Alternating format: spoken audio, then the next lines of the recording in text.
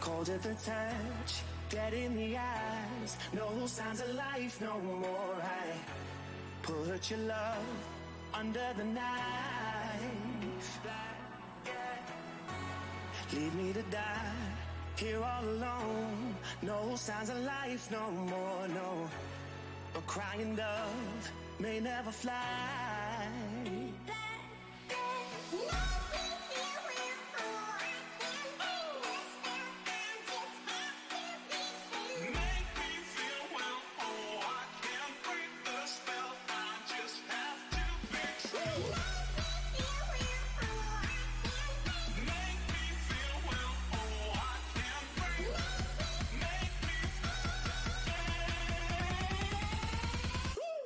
Black and white.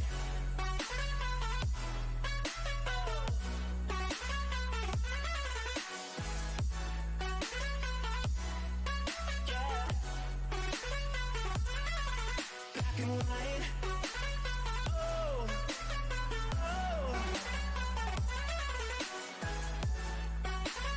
oh, oh. It's black and white.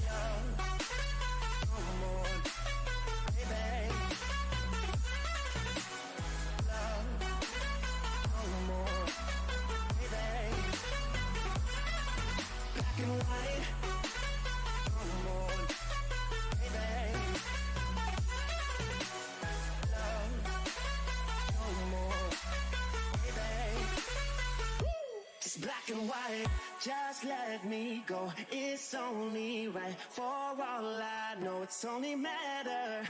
It's calico, it's black and white. White, white, white.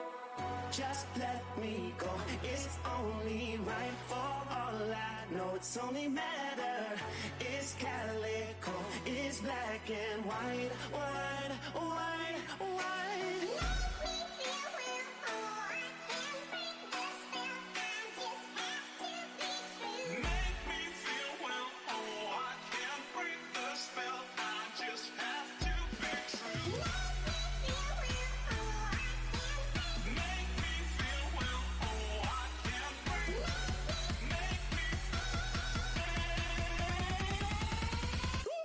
Black and white.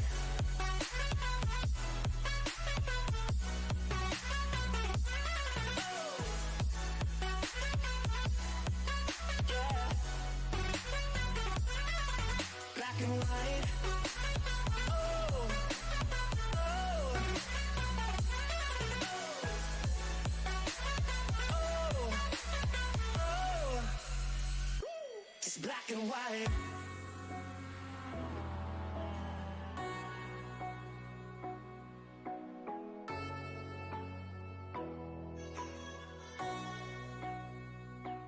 Black and white.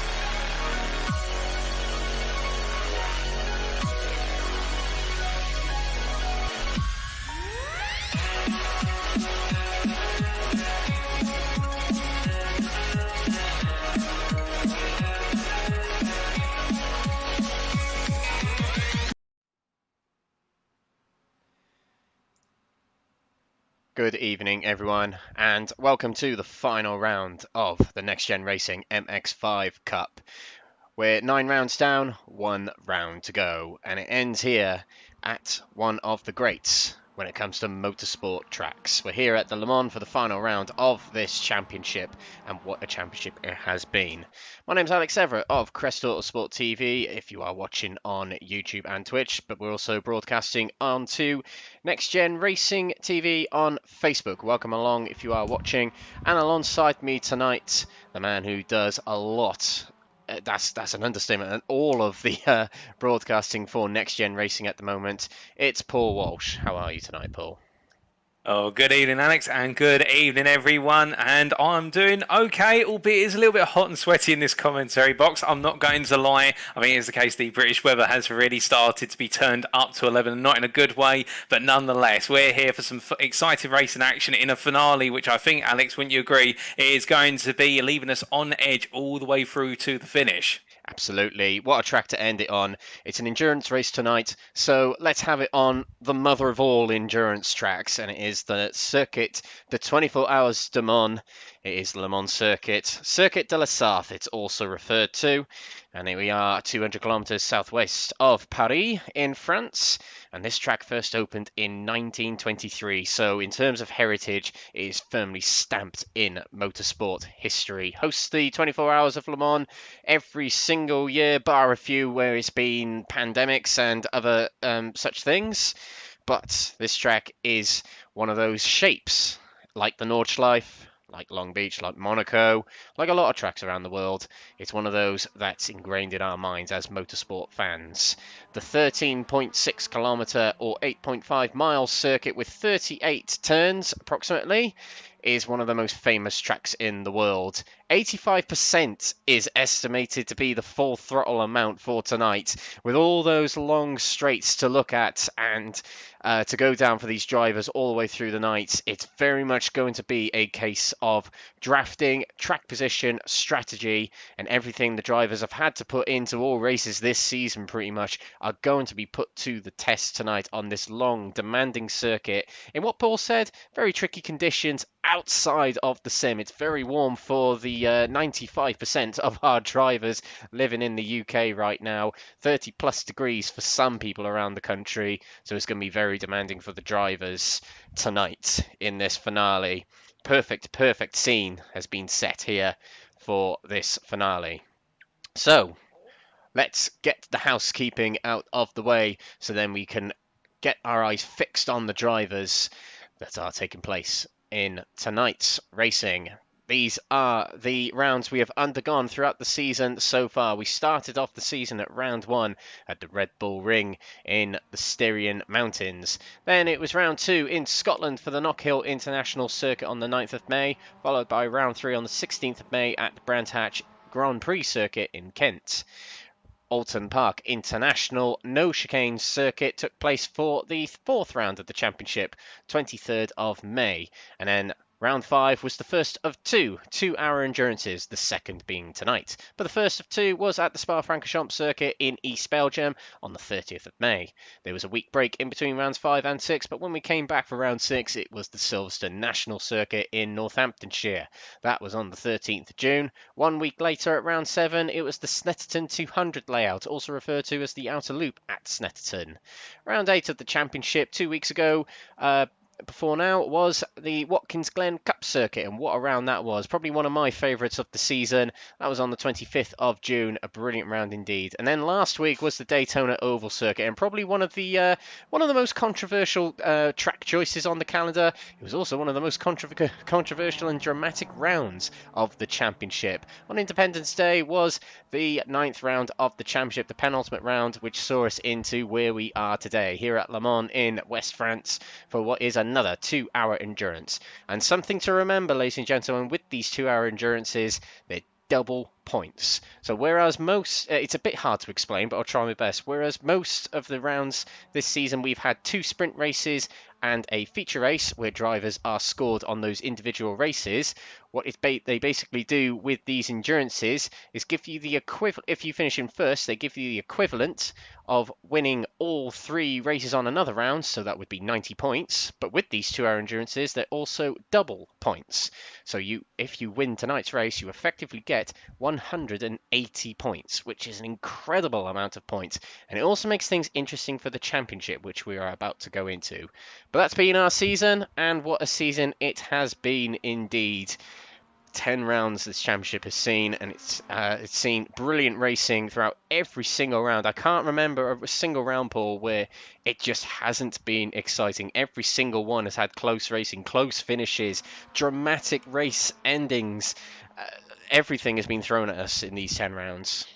Oh, 100%, Alex. I would totally agree. And coming on to your point in particular about Daytona last time out, I'm still having to process what happened over the course of the 3 races at Daytona Oval, and particularly that 3rd race, which started off so serenely by comparison with the opening 2, only for it to end up with that dramatic ending where everybody bar 2 drivers was involved in a huge multi-car pile-up on the final lap. But again, that's the way it went, and it was the case that we tried something new at NXTGEN at Daytona. But indeed, plenty of racing action then, and all the way through the season. I can't pick a round which really had better racing action than the others out of the rounds I attended, and of course the rounds there, as the case you were commentating solo without me, all of them were absolutely fantastic. Yeah, totally agree. Totally agreed. I think it's going to get.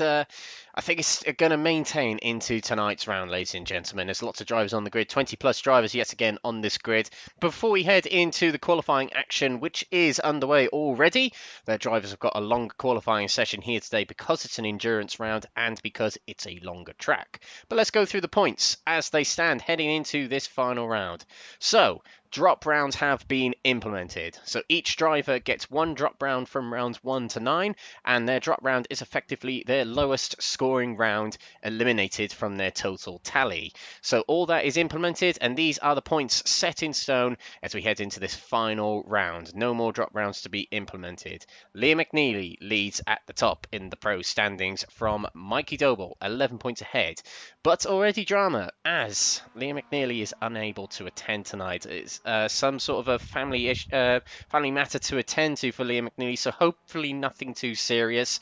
But he will miss tonight's racing, which is really unfortunate because he had a big shot at the championship here tonight. But we wish him well, and we hope to see him on Next Gen Racing series very, very soon. Maybe the next time we host a MX-5 league on Mondays, and maybe in the future with the Tuesday Night Porsche League, or even the Touring Car League on Thursdays. Hopefully we will see the Ginetta driver back.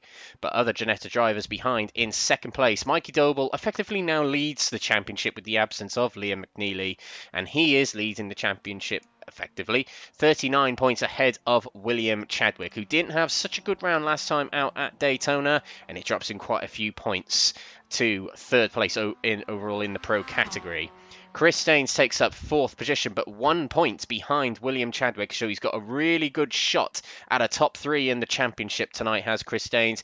He's been one of the drivers that from the start of the season wasn't all too familiar with the MX-5 cars, but has learnt the craft and really put in some good races this season. Probably been one of the most improved drivers in terms of where they were at the start of the season to where they are now. Chris Staines, a real contender for that top spot tonight. Dan Skinner in 5th position, and he's locked into a great battle with Jamie Dory. And of course, Dan Skinner won a race last week to further help him in his championship bid for the top 5.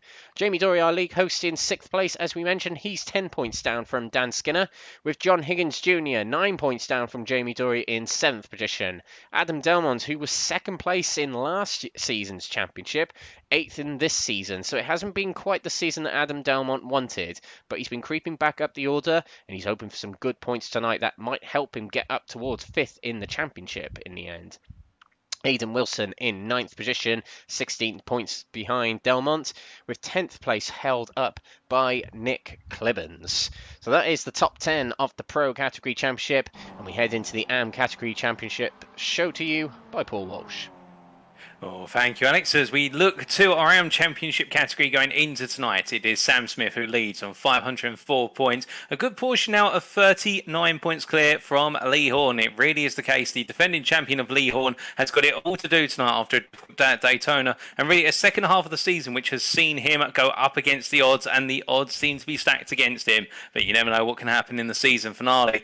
Meanwhile, in third place and the best of the rest, joint on 426 points, it is Nigel Stock and Alan McCain. The two drivers there both experienced success and difficulty over the last couple of rounds, and who out of the two of them will come away with that third place in the championship? Could they even potentially jump ahead of Lee Horne, or perhaps have an outside chance of winning the championship, given the fact they are within range just about of Sam Smith, should there be a 0-point retirement for Sam Smith? Although we don't wish it, it can always happen. Meanwhile, in P5 they're complete in the top 5. Jamie Nicholson on 405 points. It is the case that he'll be vying to try and creep into the top 3 come the end of tonight.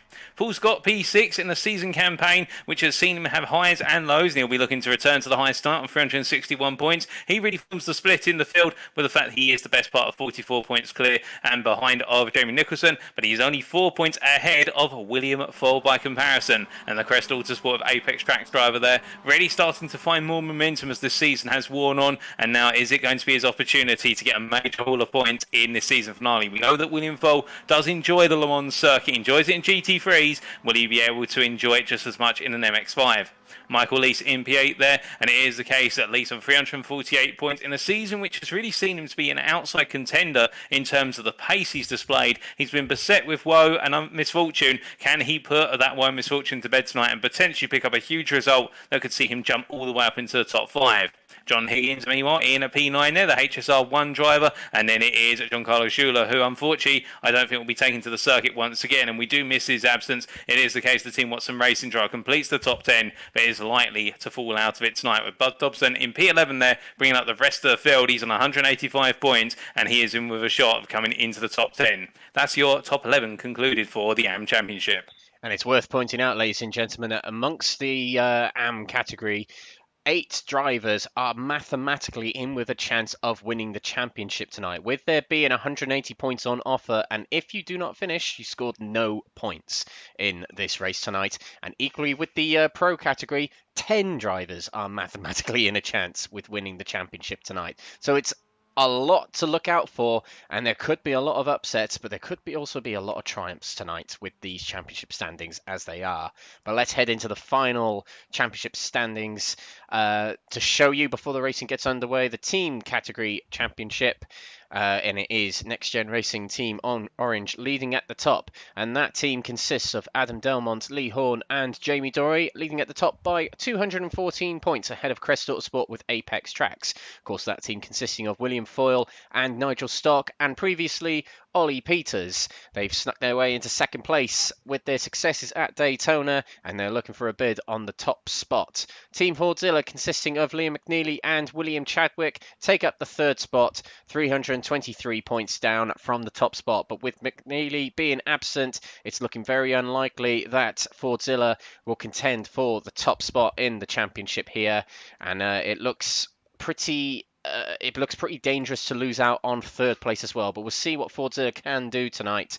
But it's all to play for in these championships, which at the end of the night, ladies and gentlemen, we are going to present the provisional championship standings, final championship standings at the end of the night tonight, live on air here on Crest Autosport TV and NXTGEN Racing TV. So do stick around after the racing, as you'll hear some interviews.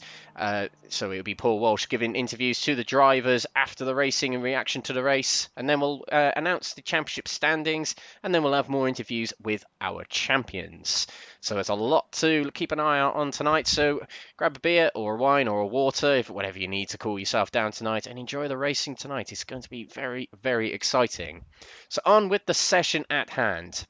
We are 45 nearish minutes into the qualifying session that we have on show for us right now. And at the top of the standings, well, Paul, he's doing what he needs to do. Mikey Doble, top of qualifying already, close to securing that bonus point, which, although it's only 1 point, it is a point, and it helps him in the championship, but also in terms of track position. Good job so far by Doble, you got to say.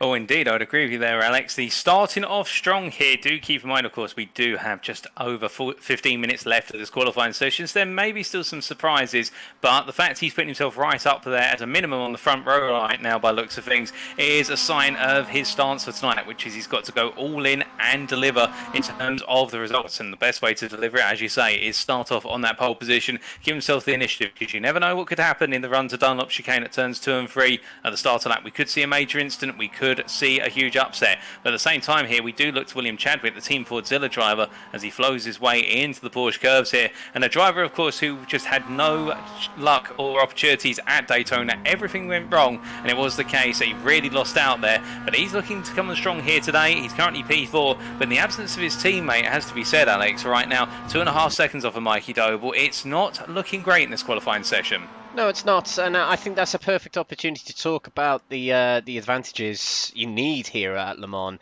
It's a track with extremely long straights, and we've seen all season that the MX-5s benefit from the slipstream of another car ahead of you, and I think that might be what Chadwick is losing out on in these laps here.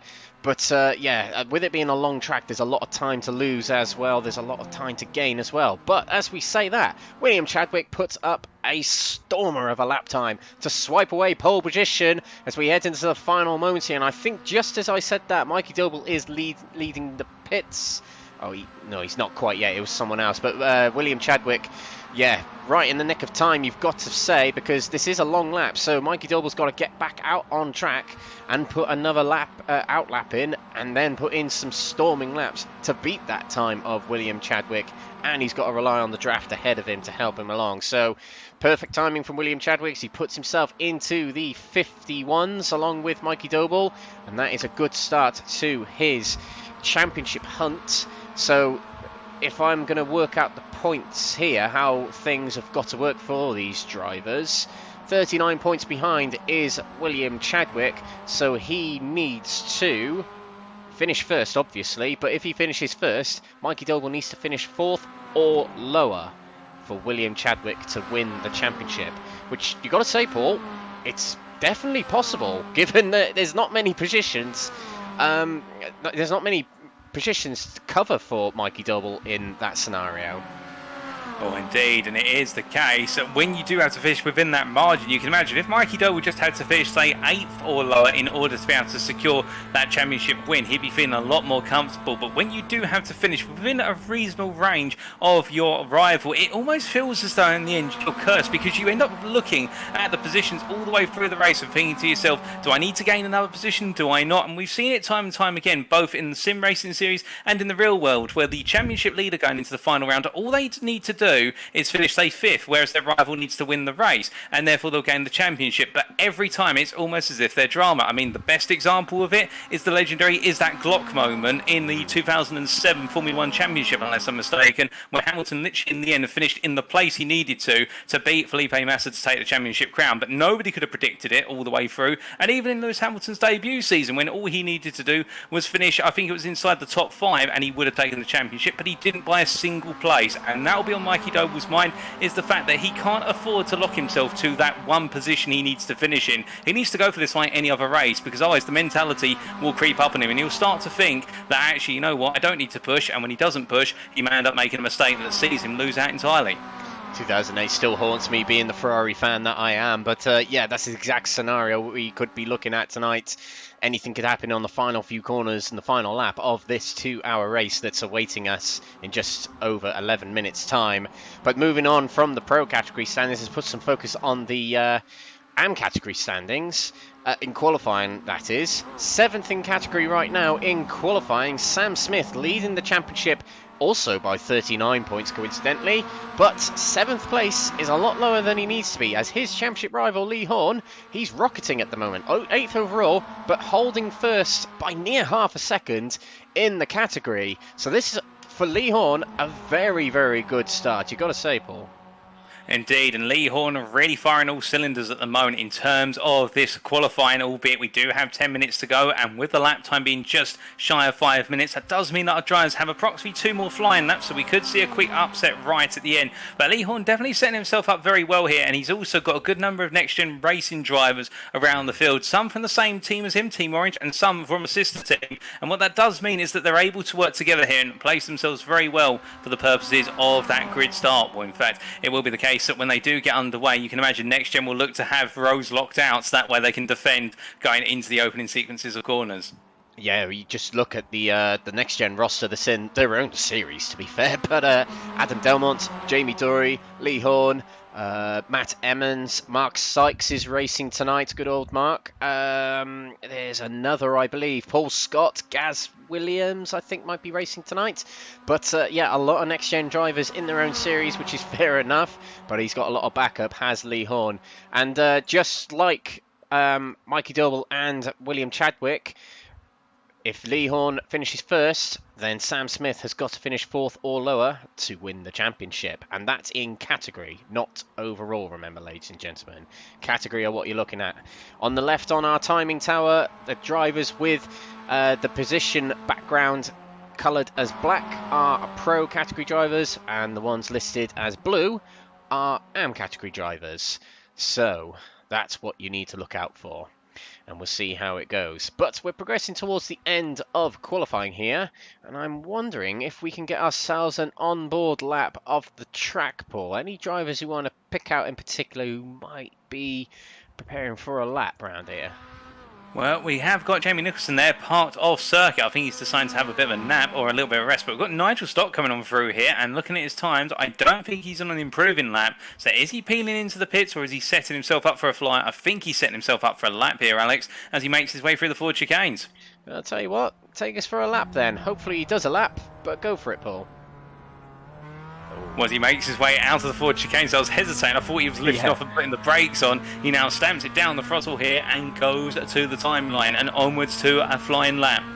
Now full throttle all the way up through turn number 1. The first of 33 corners here at Le Mans, and as he makes his way into turn 1, staying as far to the left as possible before chucking the car into the Dunlop curve, turn number 1, and then braking all the way down the gearbox into the Dunlop chicane, cutting as much of each apex as he dares here, which he can do in the MX-5. He's got the rotation and the weight in the car, and accelerating out underneath the Dunlop billboard, which gives the chicane its name, and rolling his way down through turn number 4. The long right-hander here before it's going to be the flick into left-hander at turn number 5. A dab of the brake there, and as he rolls the car through, he's got to get the car into the middle of the road to turn it to the right here for the run to Tetra Rouge, coming out to turn 6, and now through the very tricky right-hander at Tetra Rouge. You want to dab the brake and chuck the car into the apex. Cut too much apex, you get a track limit warning. If you cut it not enough, you lose pace, and if you go too wide coming out an exit, you'll carry a lot of speed, but you'll also pick up a time penalty. But Nigel Stock does none of those. He nails it spot on, and now as he makes his way down the Miles End straight here, it is the case we've now got the long run of the straight, which is broken up by the 2 chicanes, of course introduced as a safety measure,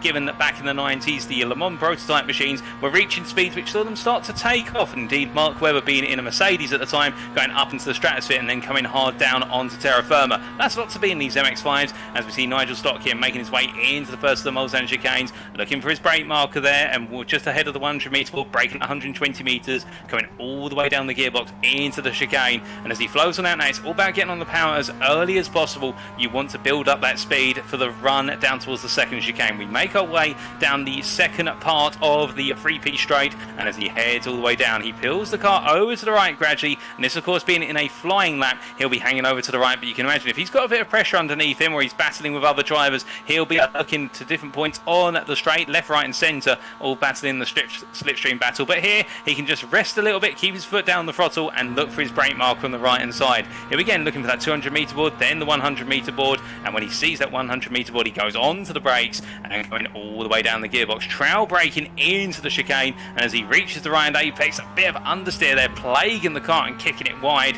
but he carries on all the same here as he now makes his way down towards Mulsanne Corner. So heading on down now to the final part of the straight, goes with the kink of the right hander. He's got another right hand kink coming up, which is turn number 14, and that precedes the braking zone for Mulsanne Corner at turn number 15.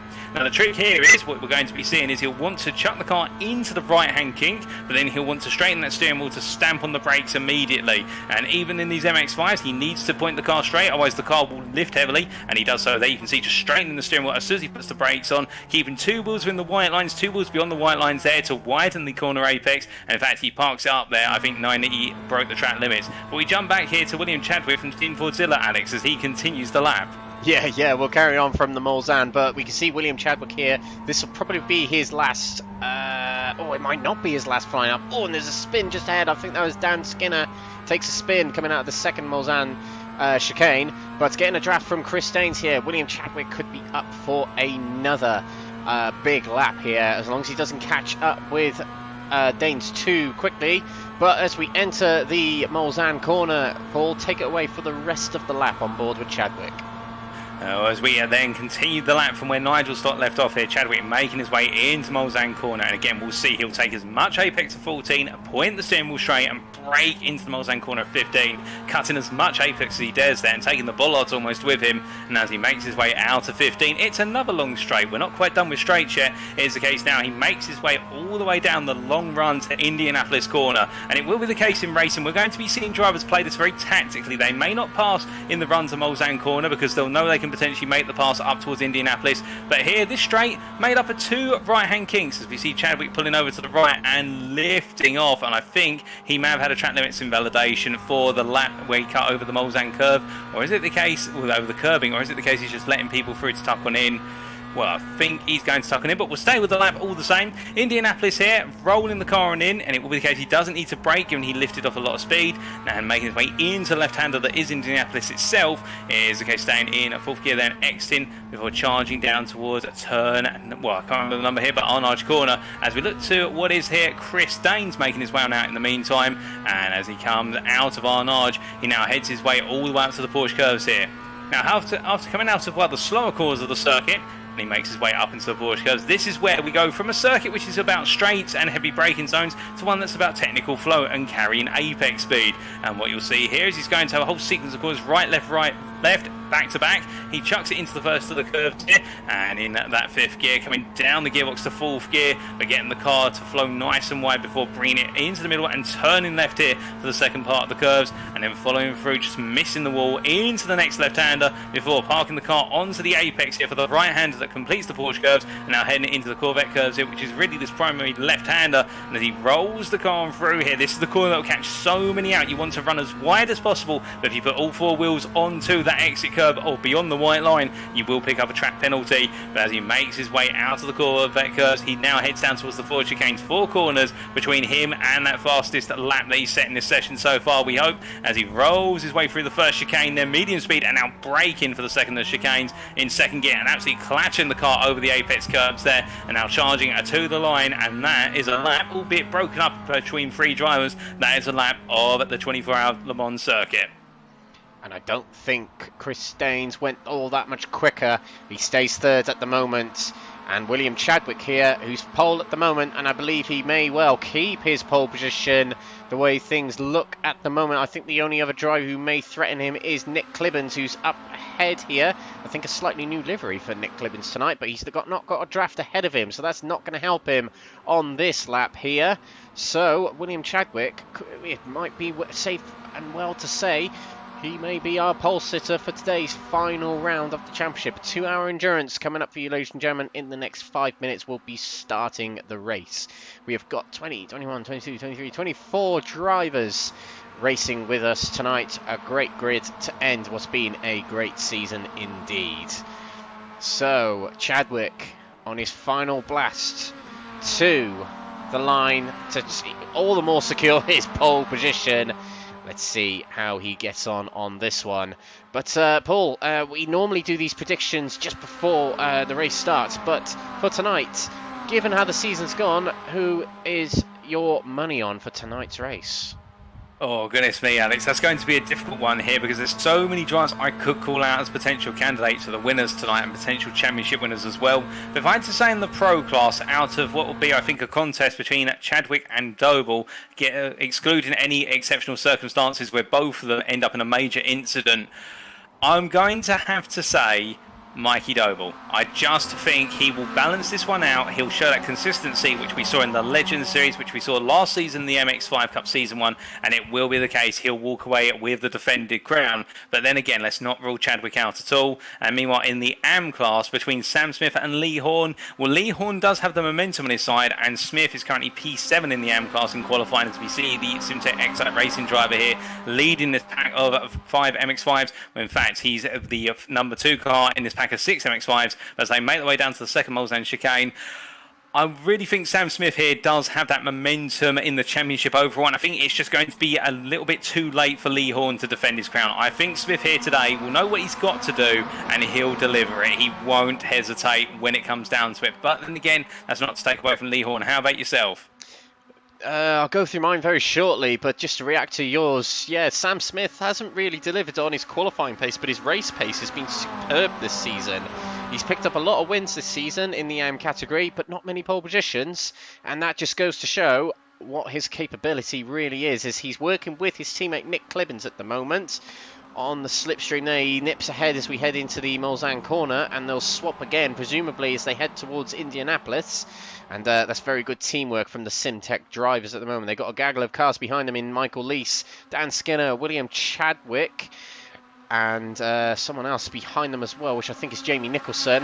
But yeah, working together very well, these two. So yeah, it's all to play for, but I think Sam Smith, if he can stay out of trouble in this race, I think he's got the potential to do it, certainly. But Lee Horne has really thrown down the gauntlet for tonight.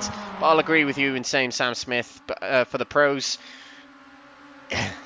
Mikey Doble will be a 4-time consecutive champion at NXTGEN Racing if he secures it tonight. And I just think he may well do it. He knows how to win championships, does Mikey Doble. And I think he could well do it tonight. But no commentator curses. Everyone touch wood right now, as we hope for a good race and a good finale for all our drivers tonight. So as we're heading towards the end of what will be qualifying, I suppose these drivers, you can see on the map there, there's one heading around the back straight now. They might have crossed the line after the checkered flag, which I believe is William Fall. But these drivers may be the last to cross the line before we head into to the end of qualifying. And you see William Chadwick here nipping down the middle between the two Simtek drivers. Sam Smith being the first of them now. Chadwick into the corner there, nips ahead, and it's a flat, well, it's not quite flat out, but it's hard round the corners here to hook up the lap and finish it off for William Chadwick to try and all the more secure his pole position here at round 10 of the NXTGEN Racing MX-5 Cup. Let's keep an eye on Sam Smith, see what he can do in this lap. He's got Dan Skinner behind him. This is the all-important corner, and he goes wide there. That will be a slowdown penalty for Sam Smith, and it will invalidate his lap. So that'll be it for Sam Smith. He'll qualify 7th in the AM category and 16th overall, a long way behind Lee Horne at the start. But let's switch to William Chadwick. Let's see if he can improve his time. Contact back there between Sam Smith and Jamie Nicholson. But we look ahead here to William Chadwick sideways going through the chicane. And across the line he goes. Does he improve his time? I'm not sure yes, he did. Oh, whoa, he did, yeah. 1 second clear of Mikey Doble. Puts himself into the 4-minute 50s. What a fantastic drive on that final lap there, Paul. Just superb. Oh, indeed. And, well, I'd love to hear his thoughts, Mix. He is sat in our interview waiting room, but we are going to be transitioning over to the grid very shortly. But he's set 2 purple sectors in Sector 2 and Sector 3, and personal best in Sector 5 and Sector 6. Chadwick there really starting off this session with a bang, and that is the case. He has taken that pole position, a deserved one, and what a margin to do it by. Absolutely, absolutely. Right, here we go. Very shortly, we'll be able to present to you the grid for this final round of the championship. But taking the pole is William Chadwick in this race, and in the AM category is Lee Horne. So Lee Horne already cuts the deficit down to 38 points. Likewise does William Chadwick. William Chadwick against Mikey Doble, remember, and Lee Horne against Sam Smith. I believe we still have drivers out on track at the moment. William Foyle might well have got himself across the line before the checkered flag came out, so he might be able to get himself another lap in. Either that, he's just trying to get a practice lap in. But all the drivers will be sitting in the heat here thinking, come on, Will, gonna move on, we want to get racing. And there he goes. William Foyle pulls off, and we'll be able to transition into the race very shortly. Unless there's another driver out on the track, which is Alan McCain, as he comes to a stop as he's crossed the line there. And I think he might have just put himself into a higher position there. Yes, he did. He's put Sam Smith down to 16th, and Alan McCain puts himself 5th in category and 14th overall. So good job on that final lap there by Alan McCain, who is tied 3rd in the championship with Nigel Stock, so he's battling for that final podium spot with Nigel Stock tonight, and he out-qualifies him, so a good start for McCain indeed. But we are waiting to transition now over to the race, and there are no warm-ups in this series, ladies and gentlemen. We're going straight into the race. 2-hour endurance about to begin. The drivers will have drinks on hand to their sides, ready to sip when they have their pit stops periodically during the race, and they'll be setting in with their face in front of the fans, presumably, cooling themselves down, ready for this 2-hour race that's about to get underway. But that's something, isn't it, Paul? Racing in this heat right now, although we're not in real-life cars, it's still quite difficult because you're concentrating. You've got the heat of the PC beaming off and filling up the room. It is quite something in sim racing, isn't it? Oh, it is indeed, because the problem is with that heat, it really starts to make you feel a little bit distracted. The fact you're sweating, and on top of that, if you're not drinking fluids throughout, which a lot of our drivers, of course, may not have the opportunity to do so on a regular basis. Of course, they do have the long straights here where they might be able to take a sip of water if they're not in an intense slipstream battle, but it just makes you feel dehydrated. Concentration levels do start to fall away, and you are more likely to make that potential mistake, and that'll be on the minds of all of our drivers here today. And, well, we'll have to wait and see whether it plays out where we see any unexpected mistakes or uncommon mistakes from certain drivers. But, well, it is a definite scorcher. If we're feeling it in the commentary booth, then they're going to be feeling it in the sim rigs, and I really do feel for our drivers, I'll tell you that, Alex. Yeah, absolutely. But it's them, not us, so all we do is shout at the cars, so that's not too bad. So we can't complain too much. Let's see how things go tonight. Ladies and gentlemen, on pole position, just to repeat, William Chadwick in the Pro category and Lee Horne in the AM category. The two that are chasing in each other's championship are the ones who set the pace. They're the ones who've probably been practicing the most this week, Paul. Lee Horne and William Chadwick, knowing they've got a task to do tonight, probably have been putting in the laps. Oh, indeed. And the thing for them as well is this is a race where they've got nothing to lose. They just need to give it their all, and it's the season finale. So whatever they do today, if they end up binning it after a couple of laps, then so be it. If they end up winning it and taking away the championship, all the better. It's the championship leaders going into tonight who have that dreaded feeling as though it's just one more round of racing before I take the crown. And I can tell you from experience, I prefer to be the pursuer in the championship rather than the championship leader. It's a horrible feeling when you've got to get through that final round. Absolutely. I haven't done it before. It is horrible, as you said, Paul. Yeah. All they can do is just hammer it down and just hope for the best. It's a little bit of a do or die kind of situation. They're gonna put it off the track, trying to win this championship tonight. The likes of Lee Horne and William Chadwick. Let's see how they get on tonight. It's going to be very, very interesting. With it being such a draft-heavy track, it's going to be a lot of patience needed from these drivers because it's going to be a lot of back and forth. It happens in the endurance races. We've seen it in the GT3 series, Paul, where the GT3 drivers or the P2 drivers just swap and change positions here at Le Mans. But we will head over to our grid as we're about to get underway for our final race of the season. William Chadwick will start it on pole for this final round with championship leader Mikey Doble, second position. Chris Staines fighting for the top three in the championship is third, with Adam Delman in fourth position. Our league host, and a big thank you to him for hosting this championship, Jamie Dory in fifth position with Nick Clibbens in sixth position. Seventh position to Dan Skinner with John Higgins Jr. in eighth position. And then the first of our AM category drivers, starting with Lee Horne on pole position for the category. William Foyle lining up second. Jamie Nicholson third in category and 11th on the grid, with Matt Emmons lining up 12th. James Warrior lines up 13th, with Alan McCain, who put in that late lap at the end of qualifying, lines up 14th. Mark Sykes, newcomer to this series, but he is Mr. NXTGEN himself. Welcome along, Mark Sykes. It's 15th for him, ahead of Nigel Stock, who's battling for third in the championship. Championship leader in the AM category, Sam Smith, lines up 17th. He's got all the work to do as he starts 5th in this category, with Joseph Hewson in 18th. Paul Scott in 19th with Michael Leese in 20th. Gareth Williams in 21st with David Daniil in 22nd, a new driver for tonight. John Higgins Sr. in 23rd with Stephen de Gravelia in 24th, another new driver for tonight's race. The Belgian driver, Privateer, starts at the back of the grid on his debut to the series. But here we go, ladies and gentlemen.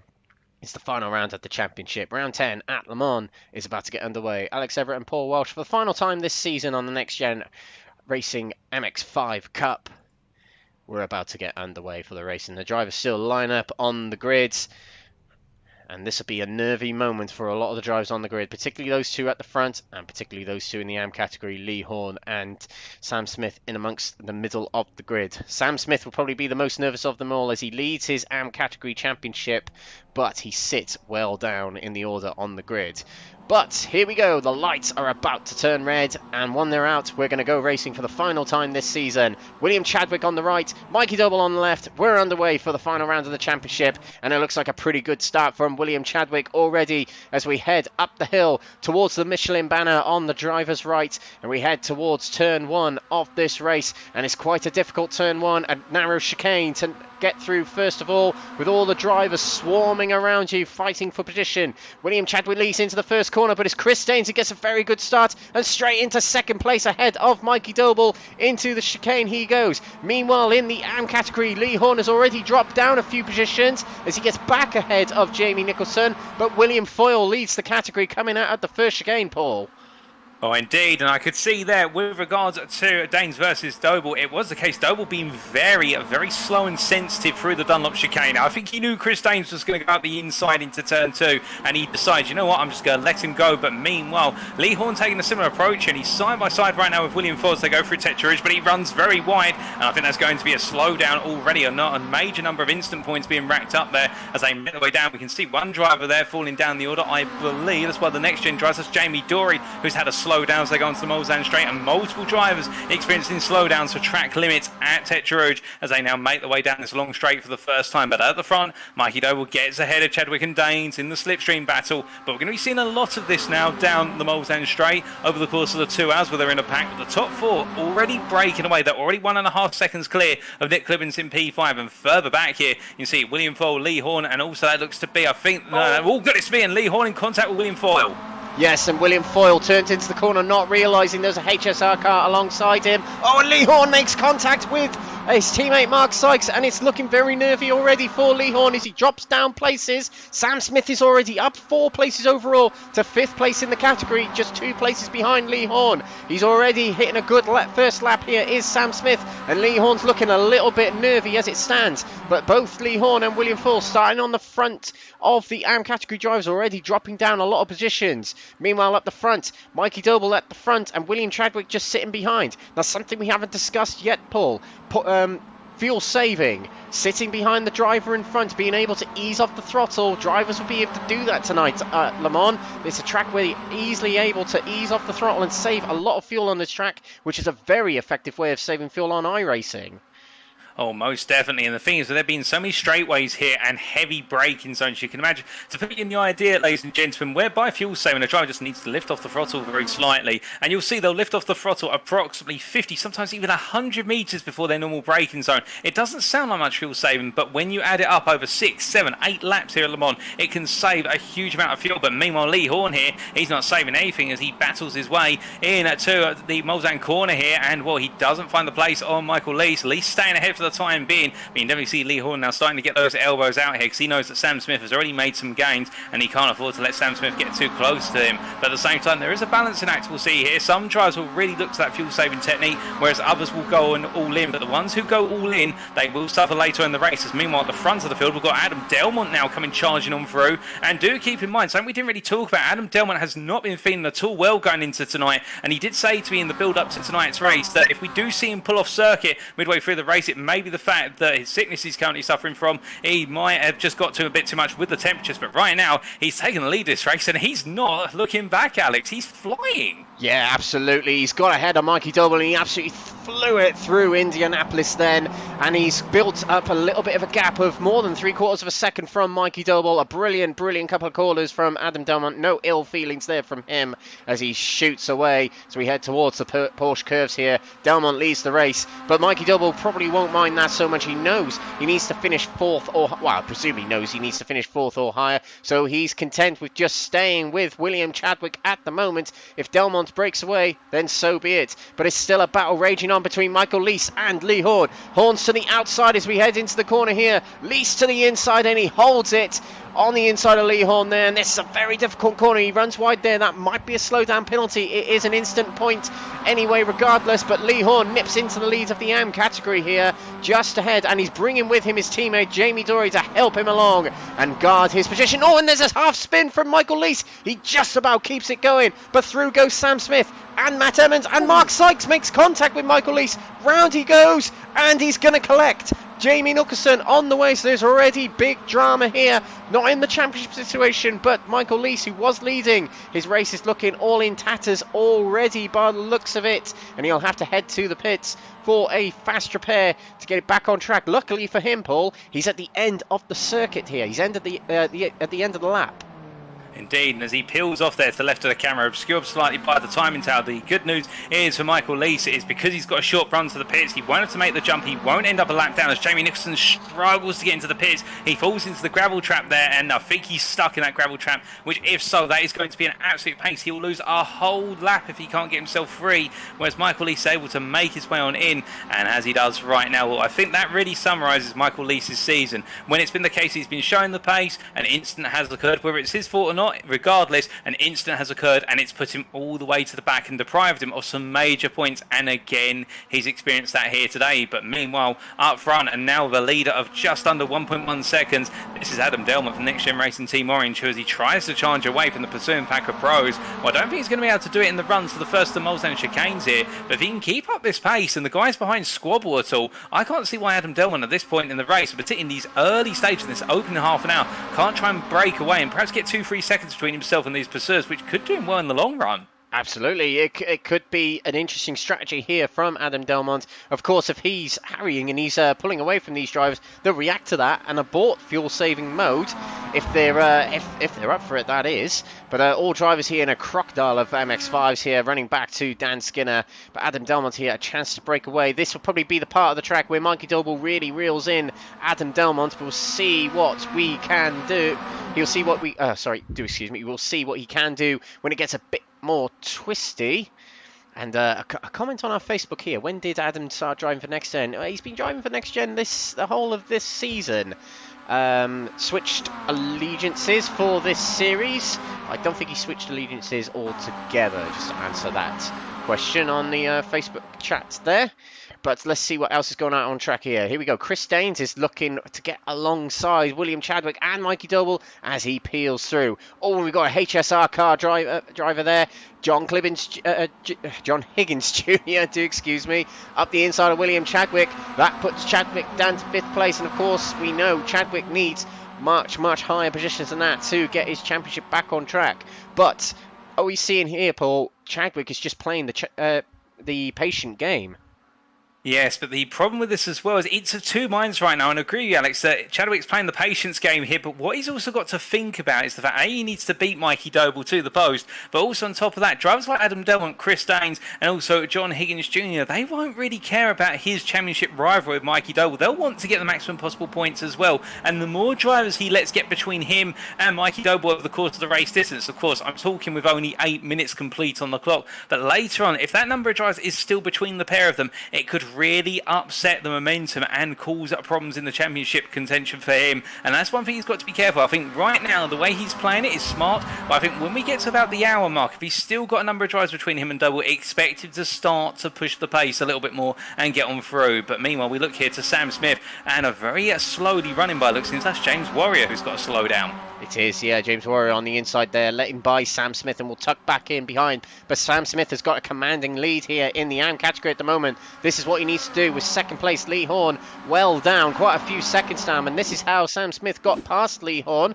And it is coming out of the chicane there. Lee Horne, you can see there, pulling over to serve a slowdown penalty, which is very easy to do on the chicanes there. By cutting them too much, you get a slowdown penalty. And with these MX-5 cars, you really need to cut the corners, and that's why it's so tempting and so easy to pick up a slow down penalty. But Sam Smith, as we head out of the Arnold corner, heading down another long straight here at Le Mans, he leads the category here, and as it stands, he wins the championship, but there's a long way to go in this race. And as it stands in the pro category, Mikey Doble will take the championship in pro category, making it his 4th consecutive Next Gen Racing title. 2 legends on the trot and 2 MX-5s on the trot. Let's see how he gets on for the remainder of the night. Settling down a little bit here, Paul. I think drivers are getting into a bit of a comfort zone now with 10 minutes expired. And speaking from the experience back at Spa-Francorchamps, for those who probably didn't see the race, how long do the fuel tanks and the tyres last approximately on these cars? Oh, goodness me. I mean, Spa was a right tyre burner and also on the fuel, but we did normally see, in terms of those pit stops, as we see here William Chadwick, where he had a slowdown and backs off, but I'm trying to dodge the question here, trying to put my political hat on, although we shouldn't talk about British politicians at the moment, perhaps let's dodge that one. It's the case that normally we do see those fuel tanks last quite a long time. We've seen them in the past last about 40 to 45 minutes. The tyres normally go most of the hour, if not more than an hour. We'll see those tyre changes towards the end, if they are going to appear. But again, our drivers reported that Spa, the tyres are actually very consistent. Some drivers he considered going all the way to the end on a single set of tyres. So it's going to be an interesting one here. I think fuel is the biggest problem, tyres less so. I think some drivers may consider not really changing the tyres, or if they do, they'll do it late on, whereas the fuel, well, the more fuel zone they can do, the better, because if they can get those fuel tanks to last, there's no reason why 1 or 2 drivers couldn't go 50 minutes without a potential pit stop. And the important thing to remember here is the fuel tank, it takes a long time to fill up that fuel tank in the MX-5s here. And the more you can save, the less you need to fill up at the end of the race, which means less time in the pit box. It's not like Formula 1 where the pit stops are only 2 seconds and you lose a couple of tenths. No, you could lose seconds here in this race here today. So it's all important. And the tyres, well, that's the strategy that I personally think is the one to look out for. Who are the drivers who are going to risk taking on tyres and having a blistering end to the race, losing about maybe 10, 20 seconds in the pits through changing the tyres? As we look back here, William Chadwick might have had another slowdown there as he drops well off the back of the pack and towards Dan Skinner. But yeah, tyres, they're the ones that are going to take a long time in the pits. The drivers who risk staying out there on old rubber and those who take on new rubber. That's the big question. Now, heading down the straight here, we've got a lot of drivers battling here. Jamie Dory and James Warrior leading the pack here. But we've got Matt Emmons, the proprietor of the Wednesday night leagues that's turning to Tuesday leagues, takes the lead in the AM category here, but runs a little bit wide coming out of the first chicane there. Sam Smith fights back on the outside there, but it's two next gen drivers, one of them battling for the championship, helping each other out here. Sam Smith is a bit on his own at the moment, Paul. Indeed, and the thing for Sam Smith right now, he may have it in one mind in terms of he's battling with Lee Horne, who's tucked in right behind him, but then he's got to worry about Matt Emmons' right. Now, as we see Lee Horne here coming out of the slipstream and through the middle of them, they're going to go 3 wide here into the run for the second of the Mulsanne chicanes, whereas they make their way towards the braking zone. Sam Smith very wisely backing out there. But in Sam Smith's mind right now, and I'm not accusing Emmons or Lee Horne of planning anything, to be fair, but one thing that does go through your mind as a driver when you're in that championship battle and you see your championship rival has got his teammate who's not a factor in the championship, the teammate can't win the championship, you do wonder a little bit whether that teammate's there to try and cause you some problems. Could there be contact? Because do keep in mind, of course, if you go out with the teammate, it is the case your championship is over, meanwhile your rival carries on to the finish. It won't be an accusation, but it could just creep in a little bit of doubt. But he will feel as though Lee Horne does have a bit of an advantage in the fact there's another player in there and he's working for Lee Horne. Since we saw William Chadwick drop off the back of this pack here, the last few corners, the last few chicanes, William Chadwick has really put in the numbers here, and he's screamed ahead of his championship rival Mikey Doble to take back 3rd place, and he's looking pretty handy at trying to take Chris Daines as well. So we head towards the Indianapolis section here. Chadwick takes to the inside, and he'll have the inside for the first corner, but the outside for the second corner, but unless he gets in front before the corner, which he does, and he's already trying his hands at Adam Delman, side by side through the corner, and Adam Delman's going to try and fight back on the inside, but he backs out of it. William Chadwick has just gone from something like 6th position or 7th position up to 1st in a matter of a minute there, Paul. Indeed, and I think what Chadwick's realising is here, he wants to be towards the front of the pack. Now, is he going to try and make a break? Well, given we're not quite 14 minutes into the 2 hours yet, I think this isn't the sign of him attempting a break, but he's definitely trying to get a message through here. And I think it is either he wants to be at the front, and now everyone's got to play catch up and use a bit more fuel. And he feels confident that his fuel saving strategy is where he's probably putting the clutch in on the car before those braking zones just to help to save some fuel. Perhaps he feels as though he can now up the tempo here. It's almost like, I can imagine it, if anybody watches the Tour de France, you'll see that all the cyclists run as a pack, and then towards the end of the race, it is the case they start to up the pace. You see that pack thin out, and I think that's what Chadwick's trying to do here. He's upping the pace early to see who drops out of this pack of what is effectively at the moment, unless I'm very much mistaken, 7 cars. I think he wants to try and drop it to about 5 or 4 cars. Yes, exactly. It makes it a little bit easier to fight for those championship spots that he so desperately needs. But towards the end of the lap here, we are nearly quarter of an hour gone, and we have another 7 to go at the end of this one. And as another lap turns here, William Chadwick enters the final chicane for the 3rd time, I believe, in this race. And he leads this race from Delmont, Danes, Doble, Higgins Jr. and Clivens. Meanwhile, further back in the AM category, it is Lee Horne leading the category, being towed along by his teammates there. Jamie Dory helping him along. And William Foyle, the person who started 2nd place and took the lead very early on, is creeping back into the equation here. He's gaining back on that top 3 in the category here. But let's revert to the front as we've got Chris Daines, who's taken the position from William Chadwick as we head into the first chicane. And Chris Daines has decided to hammer the throttle down and really put in the get it to the front, should I say. And Adam Delman, I just noticed, actually nipped back ahead of William Chadwick as well. I do wonder if William Chadwick had a slowdown on the front straight. Did you see anything, Paul? So just looking at his times, William Chadwick, I can't see anything at the moment, so if he has had a slowdown, it would have been, in fact, yes, in Sector 1 he's had quite a significant slowdown. I think that may be it, and there it was. Yes, a slowdown going through the chicane there. He eases off to let through Delmont and Daines, and he's obviously trying to maximise his pace as much as possible, dabbing on the brakes, trying to shave away that slowdown. You have to serve it with a certain time, so he's done that safely by the looks of things, but he drops down a few positions as a result. Now they're on to the Mulsanne straight yet again. Now is the game of chess. We're going to see every single lap here tonight, ladies and gentlemen. Who wants to be at the front? Who wants to be at the back? But the person who's been a bit quiet for the last couple of minutes is Mikey Doble. Sitting in 4th place, just getting a big draft from the drivers in front and probably able to ease off the throttle. Let's have a listen to Mikey Doble down this back straight here, the 2nd of the 3 straight sections on the Mulsanne straight. And let's see what he does heading into the chicane. Let's see if he's actually saving fuel and easing off. That might have actually been a very early upshift to the next gear, which is 5th, I believe. Yes, it is. So we ease up towards 130 miles per hour. Up to 6th gear very early as well. The drivers ahead are stretching away a little bit, but Mikey Doble is able to keep with them, and he does. He eases off the throttle, dips the clutch even to save even more fuel, and then back up the clutch to get it down the gears into the corner. Now that is ultimate fuel saving if I've ever seen it, Paul. Mikey Doble wants to win this race on strategy, that is clear.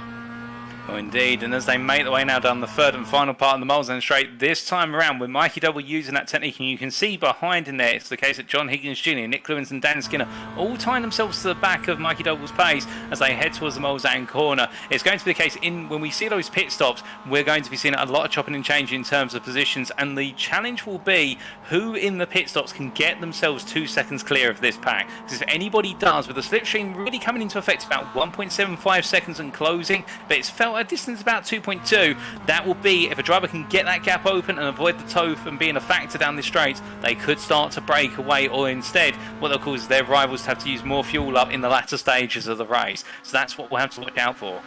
Absolutely, and other drivers that we need to keep an eye out on, Higgins Jr., Clivens and Dan Skinner also being very quiet back here.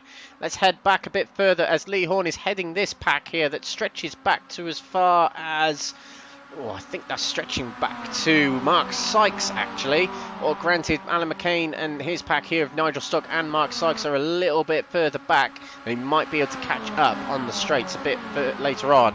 But another position swap between Lee Horne and Jamie Dory, not fighting in category, but overall they're trying to help each other. Jamie Dory trying to help out his teammate, as we see William Foyle enter second position in category here as we head into Indianapolis.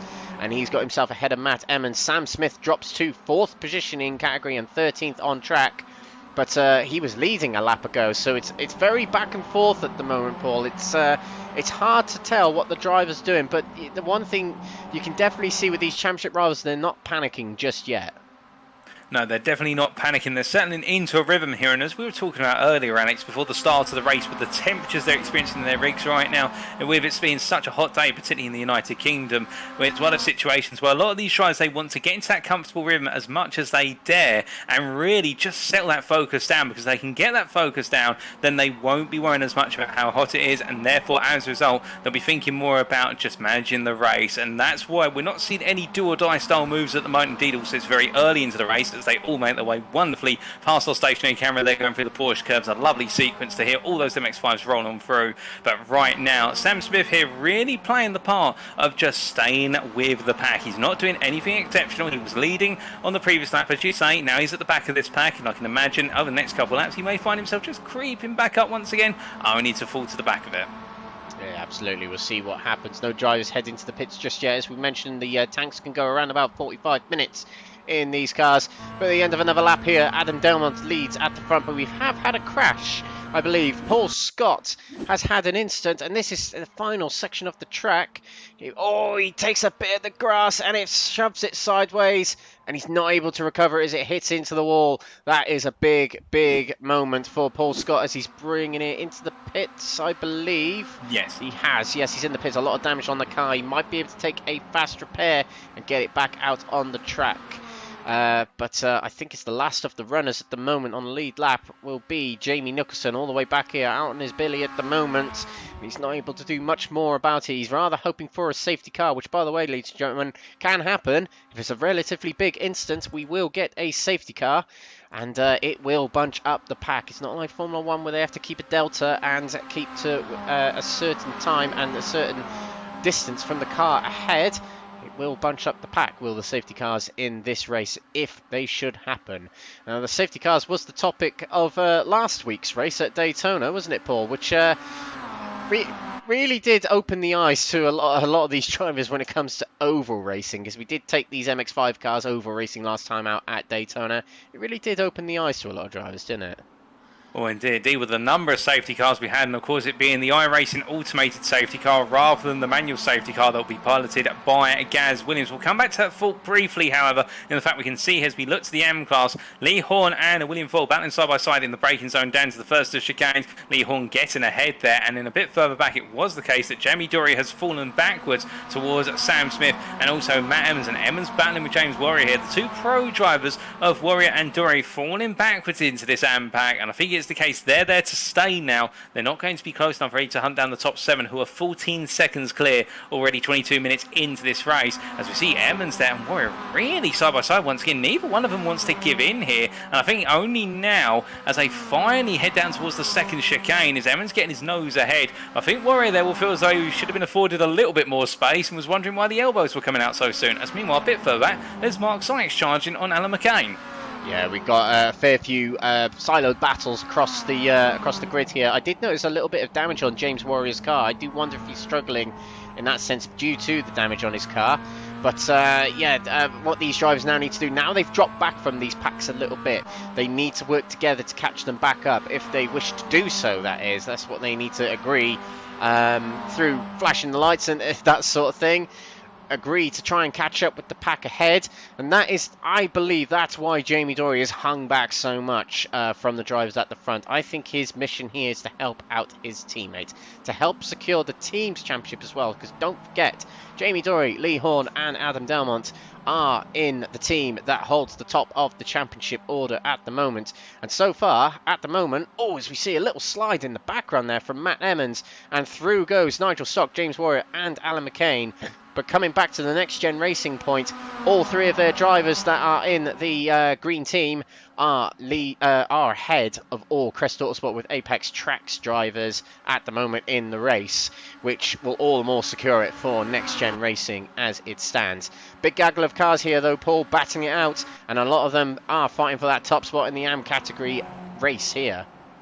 Well, indeed, and Lee Horne here going defensive down into Indianapolis versus Jamie Dory, and of course leading the AM class at this point. And really right now he's at the head of the second pack on this circuit, with the top 7 being so far away. And the problem for Horne is at the moment he's got Foyle and Smith behind Jamie Dory. And to be fair, Jamie Dory can act as a bit of a rear gunner, but Lee Horne right now will keep looking in his rearview mirror and just be thinking to himself, why couldn't have we dropped Foyle and Smith in favour of, say, Stock and McCain instead? Because it only adds more pressure onto him, given the fact he's battling with Smith for that championship crown in the AM class. But we see Jamie Dory here coming on through, making his way to the inside as we look to the entrance into the Porsche curves here. It's going to be Dory battling with Lee Horne. I think Lee Horne's going slightly back out here on entry. He does indeed. And then William Foyle and Smith close up as behind them. We've got McCain and Stock going side by side on entry into the Porsche curves here. Stock on the inside, McCain on the outside, and McCain holds it round the outside here. Very brave move by the McCain, Lively and Clark racing driver, and in the end staying ahead. But you can see how much these guys are pushing on that tyre compound as they slide their way through the double left and now into the right hander.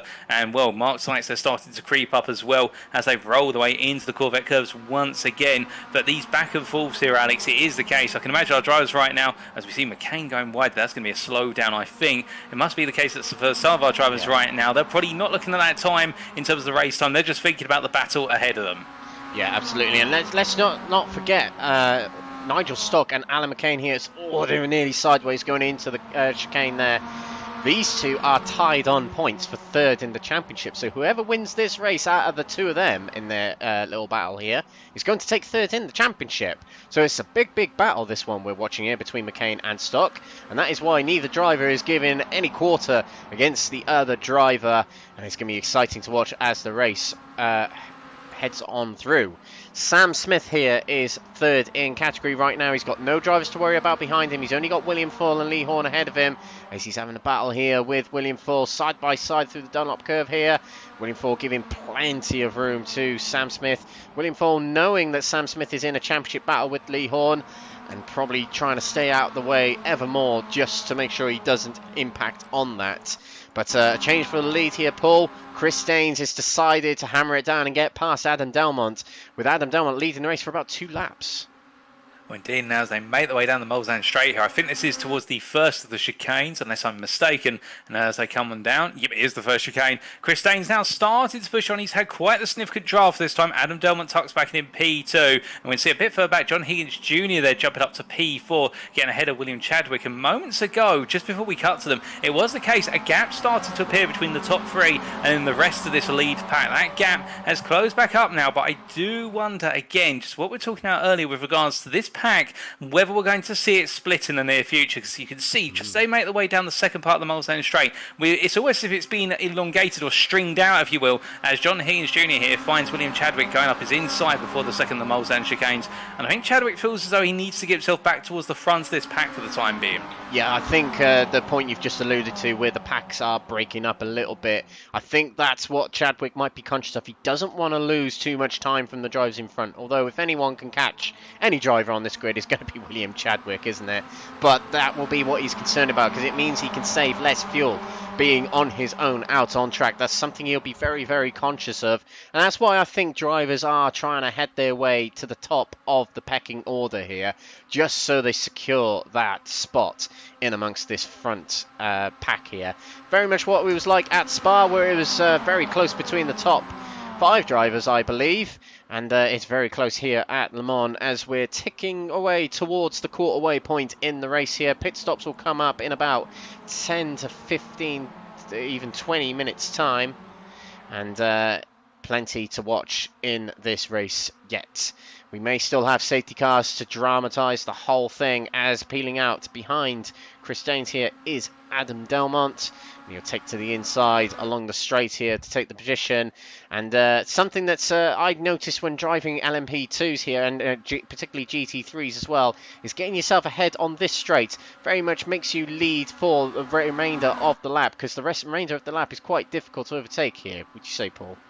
Oh, indeed, I'd agree with you, Alex, and particularly the more downforce on the car, the harder it becomes. But even in these MX-5s, it is a case they drift their way into Indianapolis this time around. We can see Adam Delman now ahead, and it's a short run to Arnold corner here, perhaps the slowest corner on the circuit. It's a very tricky right-angled right-hander where you want to take as much speed as possible, and then you suddenly realise you can't because there's a tyre barrier on the exit, and that curb in the road actually dips on the corner exit as they roll their way now towards the Porsche curves. Really, this is the last major overtaking opportunity in terms of an extended straight before we come into the technical portion of the lap, where it's all about hooking it up between these medium speed apexes, and Adam Delman finds himself at the head of this pack.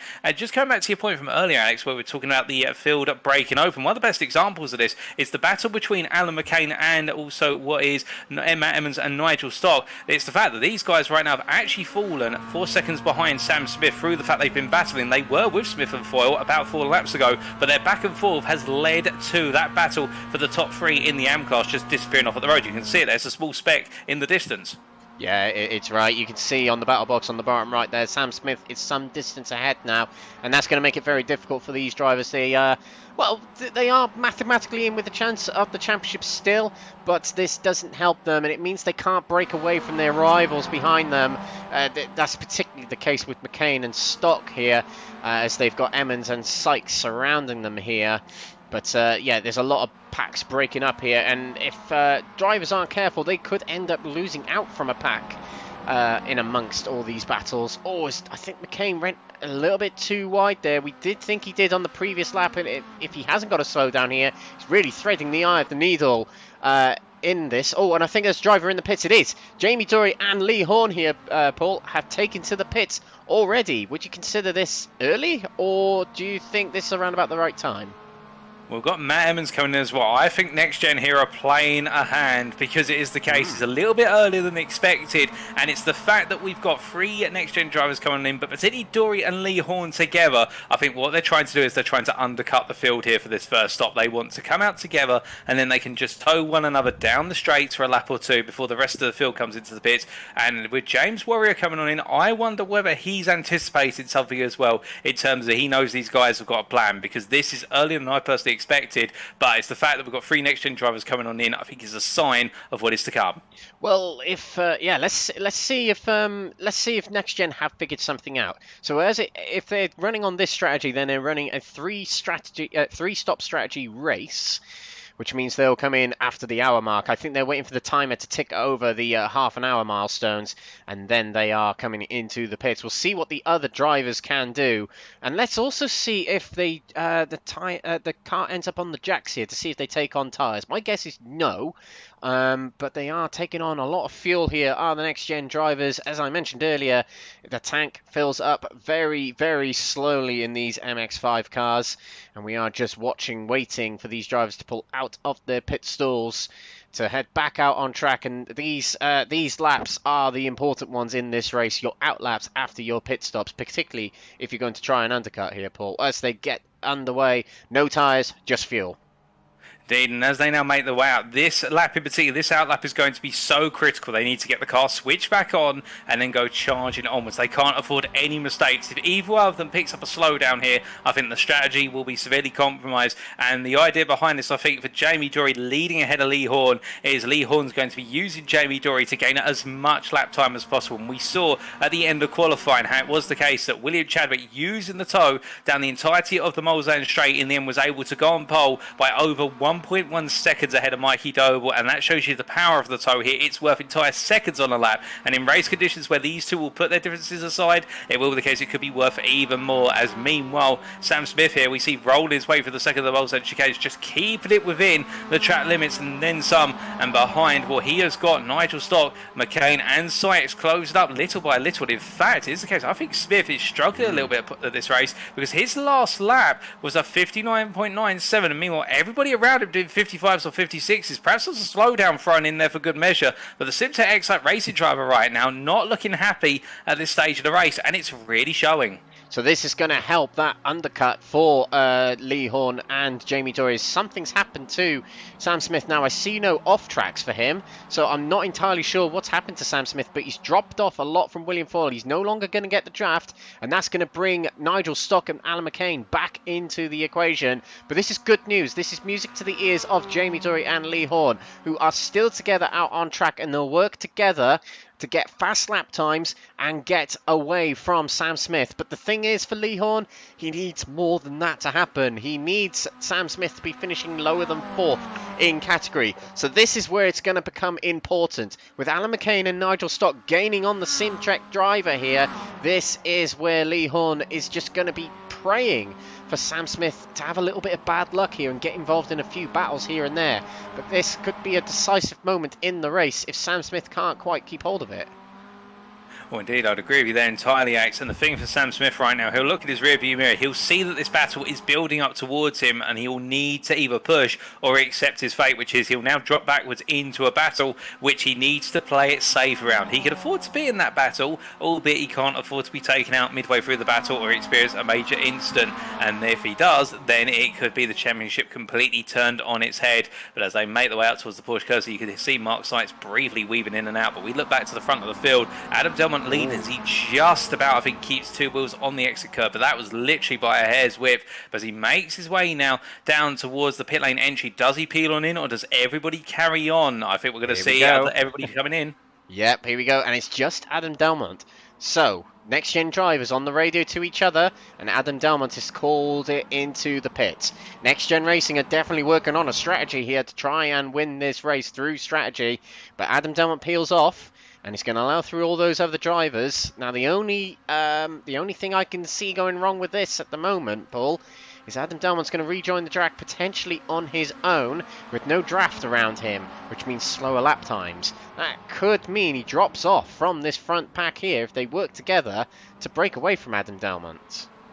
And the only thing I could think, unless he's going to take a tyre change early, because that would be somewhere in the region of about 20 to 25 seconds, and doing a bit of mental math, that would put him, I think, around about Dorian Lee Horne. I may be mistaken. Yeah, if he takes on his tyre change now, it means he might not have to do it later in the race. So that could be what's in mind for Adam Delmont at the moment. We'll have to see. There's a couple of other drivers coming in the pits. That's Alan McCain, Nigel Stock, and Sam Smith is also in the pits. So this will be important. Let's keep an eye on Lee Horne and Jamie Dory. We can see a car on the jacks there. That's Alan McCain is on the jacks there. So the tyres, I think, in these cars go on before the fuel. I might be wrong about that, but I think that's what happens with these cars. So we're looking at Horne and Dory heading through the curves here. Oh, is Lee Horne going very wide there? You can see he's pushing. He might know Sam Smith is in the pits here. Sam Smith's still in his pit stall. So is Adam Delmont. I haven't seen that car go up on its jacks just yet. So let's keep an eye on these drivers as Lee Horne and Jamie Dory head towards the Ford chicane here. Jamie Dory takes to the inside. They're trying to maximise their on-track pace as much as possible. Adam Delmont's still in. Oh, there we go. He's leaving, and I don't think he took on tyres, so he will very much be out there on his own. Into the final chicane goes Lee Horne and Jamie Dory. What is happening to Sam Smith? He's still in his pit stall as Lee Horne and Jamie Dory will pass on by. And there they go. They're going to pass Sam Smith and really break away. This might be the strategy that has really, really worked for Next Gen as they break away. Sam Smith is only just leaving the pits. And look at him. He's behind Nigel Stock. So he's fallen into the clutches of the other drivers here. This is exactly what Lee Horne needed, Paul. Indeed, I think they've timed it right at Next Gen. Now the question will be, of course, with the fact they've gone for the undercut, does it mean they lose the pace towards the end of this second stint? And could that potentially also affect the final stint of this race, assuming a 2-stop race as a minimum? That's something we'll have to wait and find out. That whilst all this is going on, we've got chop and change at the front of the Pro Pack, at the front of the field as well, whereby we've now got John Higgins Jr. leading for the first time ahead of Mikey Doble and William Chadwick, and they've all been swapping places as they made their way down the Moles End Straight. I think they're all getting ready ready for a pit stop. Now, Adam Delman, I think it's a big question with regards to all this battling, in the fact, where does he fit into it? As we see him there very briefly making his way down the Moleshead Straight. Behind him, Lee Horne and Jamie Dory still working together, but Delman's got no toe here, whereas everybody else has, but they're all battling, and that might cost them time and actually cause Delman to come out with them. It depends where they're battling on track. You can see here they're really trying to get past each other on the straights here. Higgins tucks back in behind Mikey Doble, and Chadwick streams ahead. And this is the important thing. If they do their overtaking on the straights, leave it in the corners. Do not overtake in the corners, which you can see Mikey Doble backed out and did not overtake Chadwick. It's very difficult to do that as racers. Racers be racers. We just want to be at the front and we want to win. That's all we want to do. But you've got to have the measure and composure to just sort of say, no, I'm not going to make the move. I'm going to wait. I'm going to stay behind the driver ahead for strategic reasons. And that's exactly what Mikey Doble is doing here. So we'll see as we head towards the end of this lap here. Let's see if these drivers come into the pits, as we have also got William Full in the battle at the front of the AM category. Let's see how he benefits or the opposite when it comes to the pit stops very, very shortly. Is it a case that staying out longer is actually worse than coming in earlier, which is the battle and the discussion between the undercut and the overcut? Remains to be seen. We'll find out. But one thing's for certain, these two are working together very, very well, Paul. They're just slipstreaming each other exactly as we mentioned just a moment ago. Back and forth on the straights, but not overtaking in the corners. Indeed, and it's working wonders here for Horne and Dory with regards to the pace they gained, and their outlap was a very good outlap by comparison with some of the outlaps we've seen so far. But we look back to leaders here. We see Mikey Doble tucking in behind Chadwick. They're all coming in. 5 drivers all in at once, and we've also got their Clibbins coming in, albeit a little bit further back. And as they all come charging to the pit limiter line now, all stamping on the brakes in, not to exceed the pit entry speed, and therefore pick up a drive-through penalty. And now this will be the tell. Will we suddenly see Adam Delman behind them, amongst them, or ahead of them? I'm going to put money on Adam Delman's going to come back out just behind this pack, but within range. What do you think, Alex? Oh, I'm not too sure. I think that pitting earlier is better here at Le Mans in these cars. So I think Adam Delman may well find his way past these drivers, but will he keep it? That is the other question as well. Let's keep an eye on Adam Delman. He's a long, long way away. He's on the other side of the track, in fact, as we go into the Porsche bridge there. But this is the big question. Now, something I noticed in practice, there was only a 15-minute practice, or 20 minutes, one of them, preceding qualifying. And one thing that I noticed a lot of drivers, particularly Mikey Doble, doing is practicing their pit entry. You see the Formula 1 drivers do that a lot in practice and a lot in their warm-up. But drivers trying to hit the right braking point for the pit entry, trying to maximise that entry into the pits. So as we see Adam Delman coming around here, he's not too far away from the pit lane, and this will be the big telling to see if he's got himself out in front. Let's take a look at the pit time on these drivers here. Adam Delman's at 1:15, so a lot slower actually than Jamie Dory and Lee Horne, and that could be the concerning thing for Adam Delman as the time ticks away. Just about 15 seconds left. Can Delman get it through the chicanes, across the line and past the pit lane in time? We'll see. Through the final chicanes, he's about to go. Chadwick and Doble remain in the pits at the moment. Away goes Chadwick. Doble's still in the pits. He's lagged behind a little bit. He's maybe taken on a little bit more fuel. But Delman is coming along the main straight here. The slower pit stop has not benefited him. Chadwick and Doble have come out the pits a long way ahead, but Doble actually, Delmont here got a good run through the corner. He is behind the drivers he was ahead of, but he's still on the back of the pack, and he will be able to keep up with these drivers. But the one driver who's really benefit here with a half a second quicker pit stop, Chadwick, has broken away from this pack here, Paul. Indeed, and now Chadwick just needs to push. If his game is to use this pit stop to jump ahead of the field, as we see Michael Leicester, I think, with a spin coming out the final corner. We take a look back here as he came his way through the forward chicanes. First one was hooked up. What about the second one? Well, the car's very loose on the rear and just hits the sausage curb there, and that unsettles the car and calls him to go for a spin. Well, thankfully, it's the case that he's able to keep the car away from the walls and he can go racing once again, but Michael Lee's definitely having a difficult day. But coming back to our main discussion point about Chadwick, if he can now nail this outlap and run away, it is the case he could have a nice advantage for this second stint. But the question will be, will John Higgins Jr. and Mikey Doble put aside their differences and work together? Because in theory, if they work together down the Molesland Straight and the run to Indianapolis, they can overhaul Chadwick's advantage. So a couple of talking points after the pit stops there, one of them including Chadwick, who half a second quicker in the pits has broken away quite significantly from these drivers. But also Jamie Dory and Lee Horne with the slower pit time. That means they can break away from the other drivers behind. Nigel Stock is now in third place and they're a long way behind. There's a whole chicane between third place and Lee Horne up ahead. And Matt Emmons here dropping behind Nigel Stock, who takes second place here. Nigel Stock is really trying to grasp that podium position in the AM category here. And as it stands, he's done it. And as it stands at the moment, with the positions as they are right now, with Sam Smith 5th in category, Lee Horne wins the championship. That's exactly what we were talking about earlier. That's exactly what Lee Horne wanted.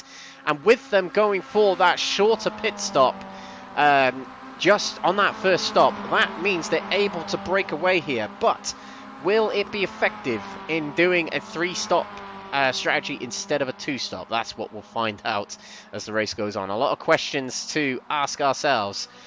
Another topic of the pit stops there. William Foyle was in the battle for the lead in this race in the AM category. He's now dropped back to 6th in category and a long way behind this pack. Something's happened to William Foyle on either the in-lap or on the out-lap, but he's dropped a long way off the pack here, Paul. Indeed, and this is a little bit surprised, not a welcome one to be sure. Now, I'm not sure what Foyle's got planned, but the fact right now he's even behind that middle pack of the AM class here, that's a major worry. So all he's got is Mark Sykes behind him right now for company. He is gradually closing up to the pack in front as we see they go too wide. They're looking underneath the camera, but it is the case that for William Foyle, this has not worked out the way he's wanted it to. And how can he get back into this race? I think he's just sort of try and work together with another driver. He's going to have to, and it looks like that driver is Mark Sykes at the moment. He has to try and break towards that pack just ahead. He's going to get a little slipstream from the drivers ahead that are Sam Smith and Alan McCain, but it's not looking good at the moment for William Foyle. Oh, goodness me. You okay there, Alex? It sounds as though you've got a little bit of the cough. It's all right. I muted the mic. No one heard it. But, yeah, it's getting to that point in the race where I've got to take a swig of water to keep myself going for the remaining hour and a quarter. But this race is really ticking by with all the battles that are happening on every lap here. It's exciting to watch as we see side by side between Nigel Stock and Matt Emmons, but Alan McCain there taking second place in category there. We were just talking about Nigel Stock having taken the position and putting himself in a good position to take third in the category. Alan McCain fights back and takes back the position, but now they're battling for second in category here, Paul. With Sam Smith coming back into the equation, that's really going to affect things here. With Sam Smith, he has to fight rigorously to get in front of these drivers to help save his championship chances.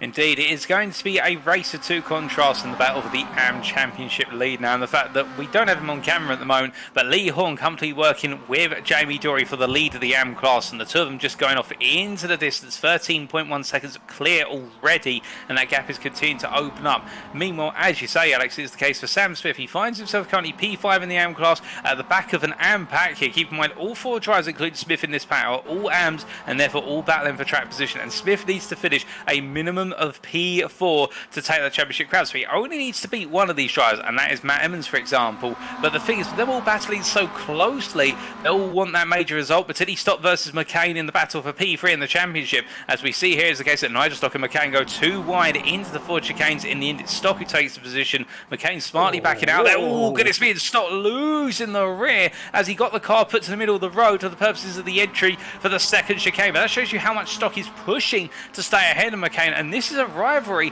that is really building. But the thing is, for Sam Smith, he can try to come through here, but he's going to have to gamble as he looks up the inside of Emmons in the run up towards Dunlop Curve into the chicane. But it's almost 3 wide now as Stock finds himself on the outside here, but they're all slightly off alignment as they come into the braking zone, and this time it's going to be Emmons up the inside of McCain. You see Sam Smith there going outside to inside, trying to play it safe and stay out of trouble, and Smith gains the place of Nigel Stock. But look who's caught up behind here. It's Stock's teammate William Foyle as they make their way through turn 4 and down towards 5. And now Foyle, earlier we were talking about the fact that he seemed completely out of position after that pit stop where he's caught up to this because they're all squabbling. And now this becomes a 5-way battle for P2 in the AM class, and that only adds more pressure to Sam Smith, who can't afford now to be behind 2 of these drivers, not 1.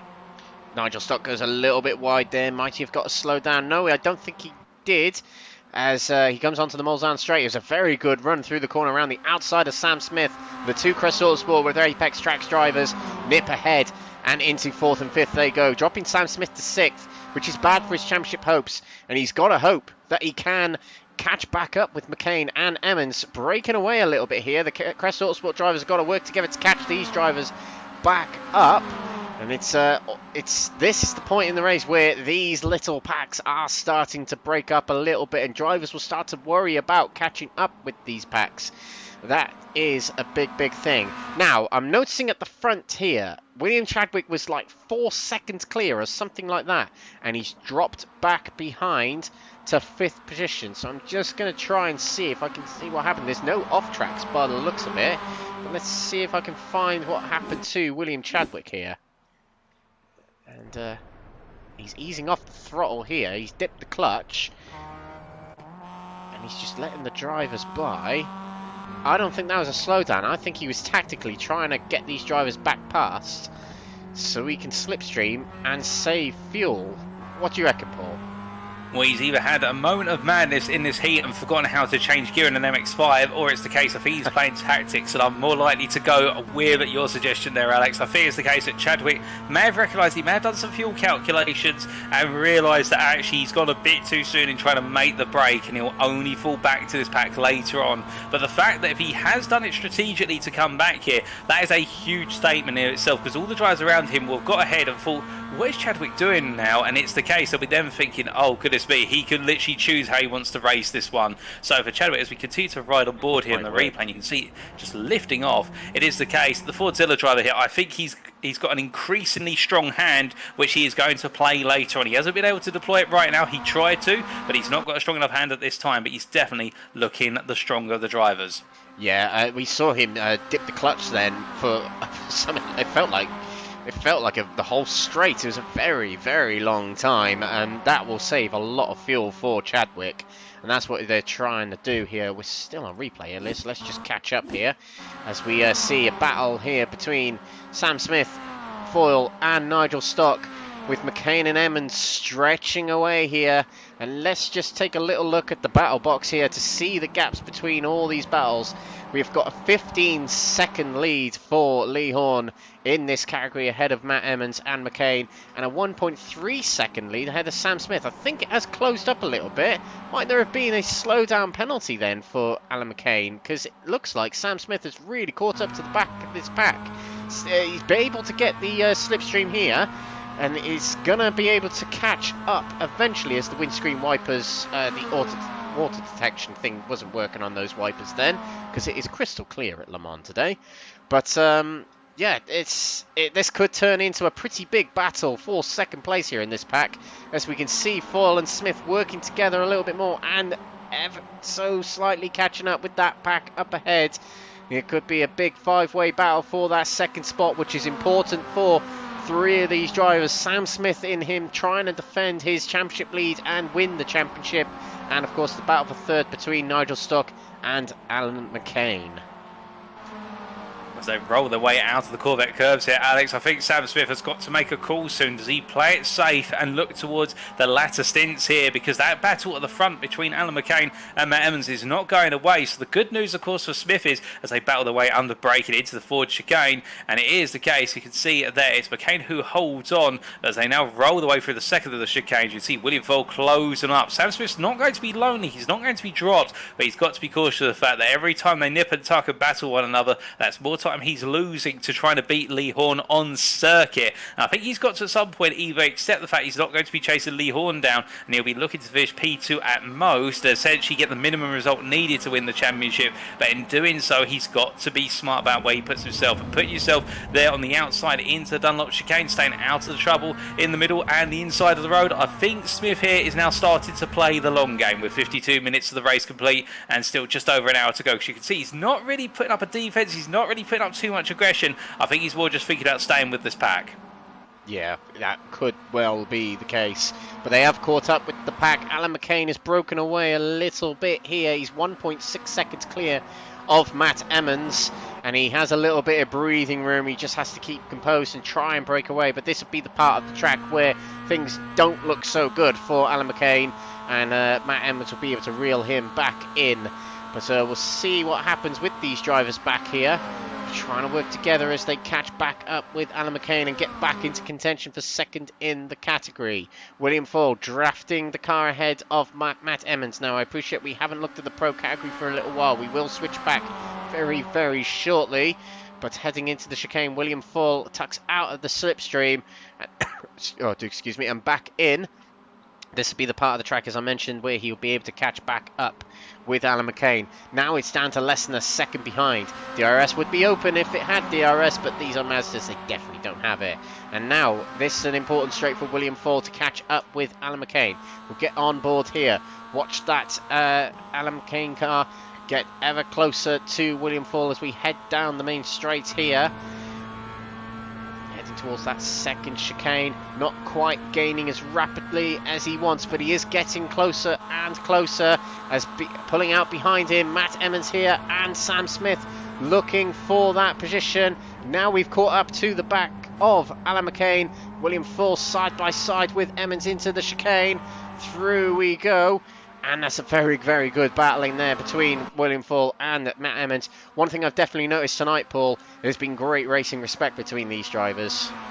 Oh, most definitely. Every driver on point here, and any contacts we've had have been misfortune. Alternatively, it's the case it's just a small graze. I do wonder if the elbows will come out more sternly towards the end, but we've got a long way to go before we find out. But everybody right now really tiptoeing around one another here, not really throwing any major punches or whatnot. It is the case drivers just being smart, and you can see that Sam Swift ducking to the inside behind Emmons, who in turn, by being on that inside, backs out there in the fact he doesn't want to touch the back of William Foyle or coming into the side of Foyle as they now make their way onto the run to Indianapolis. But with Alan McCain still leading this group, of course they can't afford to keep fighting because McCain has got 7 tenths clear. But now as they come down this straight, you can see Sam Smith there peeling out, and Smith again showing that hesitancy to be in the pack. But meanwhile, Dan Skinner here, and something I didn't really talk about earlier, Alex, whilst we were discussing everything else that was going on, Dan Skinner and Nick Klibbins had fallen away from that battle for the top 5 overall. But Dan Skinner in particular has really dropped away, and now he's found himself with Lee Horne and Jamie Dory. I wonder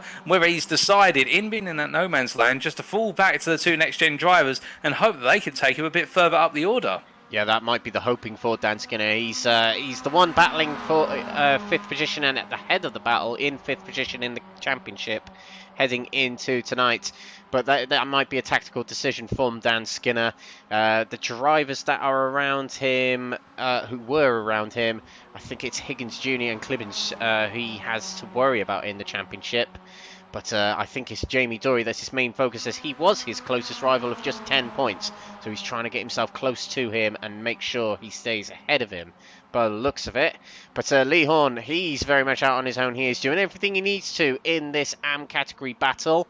And all he can hope for is Sam Smith to have some misfortune. As it stands, though, Lee Horne will be champion if Sam Smith finishes 5th. But he's got drivers ahead of him. And this will be where he has to decide if, in a last lap scenario, how am I going to deal with these drivers in front of me?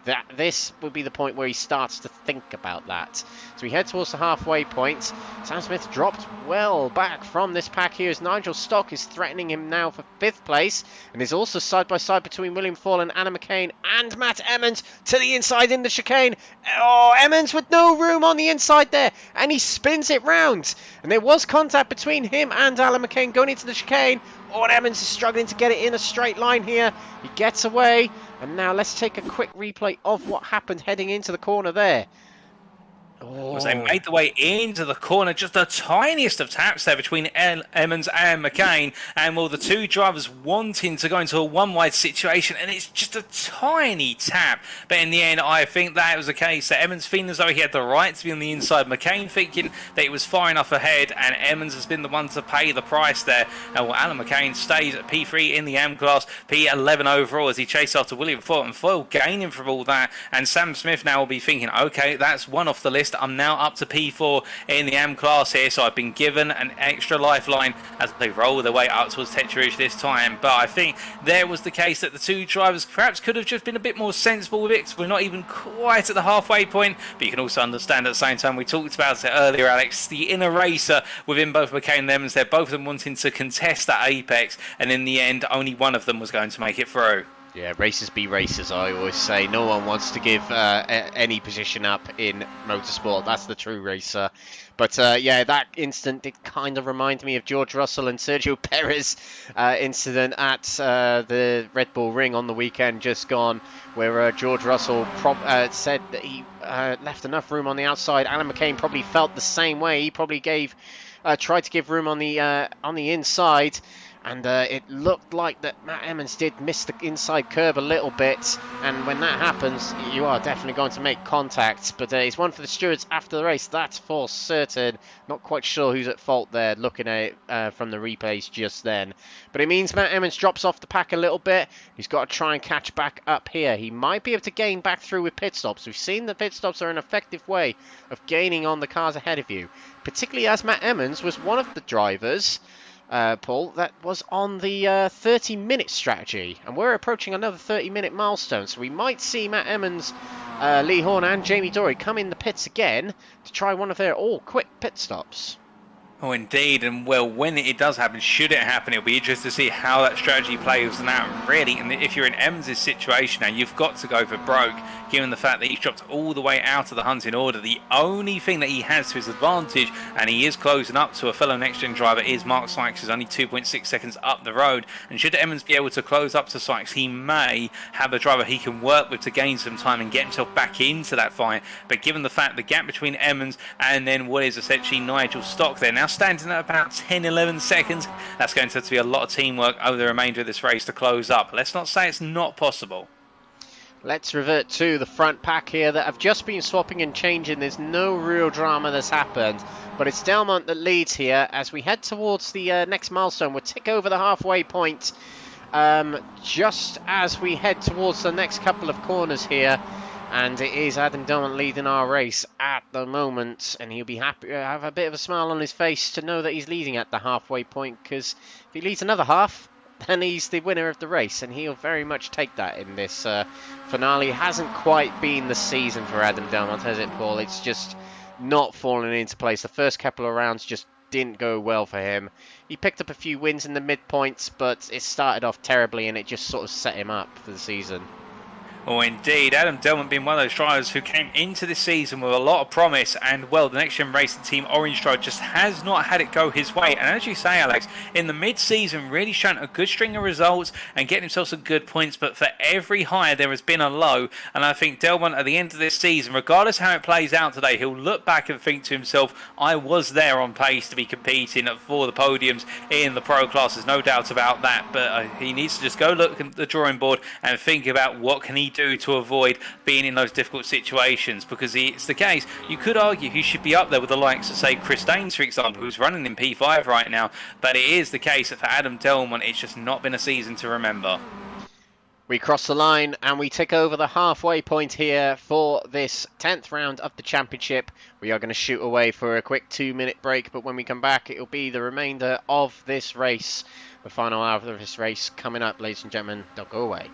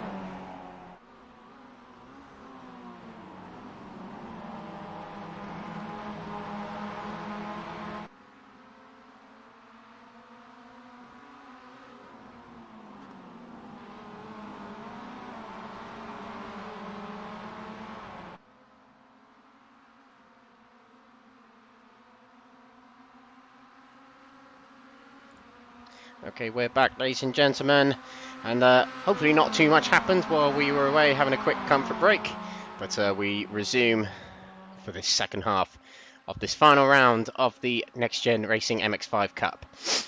Your race order at the moment, it's Delman in the lead position at the moment as we left it just a few moments ago, with William Chadwick in second position, who is looking to win the championship today, but needs to put in some positions between himself and his rival behind, Mikey Doble, who's looking for his fourth consecutive NXTGEN Racing Championship. And he sits third at the moment, which as it stands, he'll take the championship. Chris Daines lies fourth position at the moment. He's looking for a top three in the championship, but him, like Chadwick, will want some drivers between himself and Chadwick to help his championship, but whoever finishes in the top position between Daines and Chadwick will be second in tonight's championship. Higgins Jr. is fifth at the moment. Now, Higgins has been one of the biggest improvers this season, and he has, well, he's won a few races along the way, and he's got himself periodically throughout the season closer and closer to these drivers at the front here. Really put in some good results this season. And to name but a few, he has won, I think he won a race. No, he hasn't. He finished second at Snetterton in race 3. He's had a couple of podiums along the way as well, including Snetterton race 1, Alton Park race 3, Brands Hatch race 2, Knock Hill race 2. So a lot of good results for him along the way in the season. And he's fighting for 5th in the championship. I'm not quite sure as it stands if he will finish 5th in the championship, but it's looking good at the moment. We have got Clibbins in 6th position. Good job from him so far. He's 10th in the championship, so a good result here. He'll put himself ahead of Aidan Wilson to 9th at least, but where the other drivers finish, I'm not entirely sure what it'll do to his championship. And how about the rest of the pack here, Paul?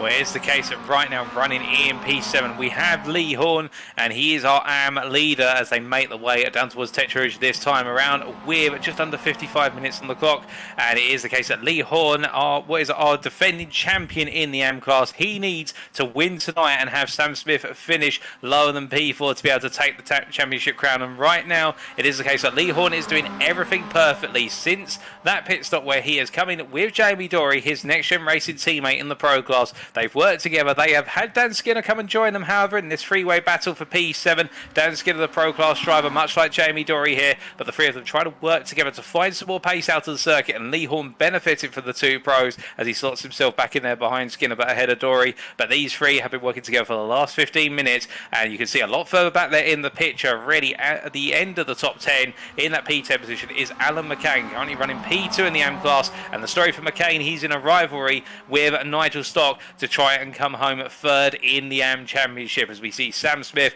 and also William Ford trying to go around the outside on the break into the first of the Mulsanne chicanes. They do so, and there's Sam Smith now up into P2 in the AM class. And Sam Smith, of course, the leader of the AM Championship going into tonight.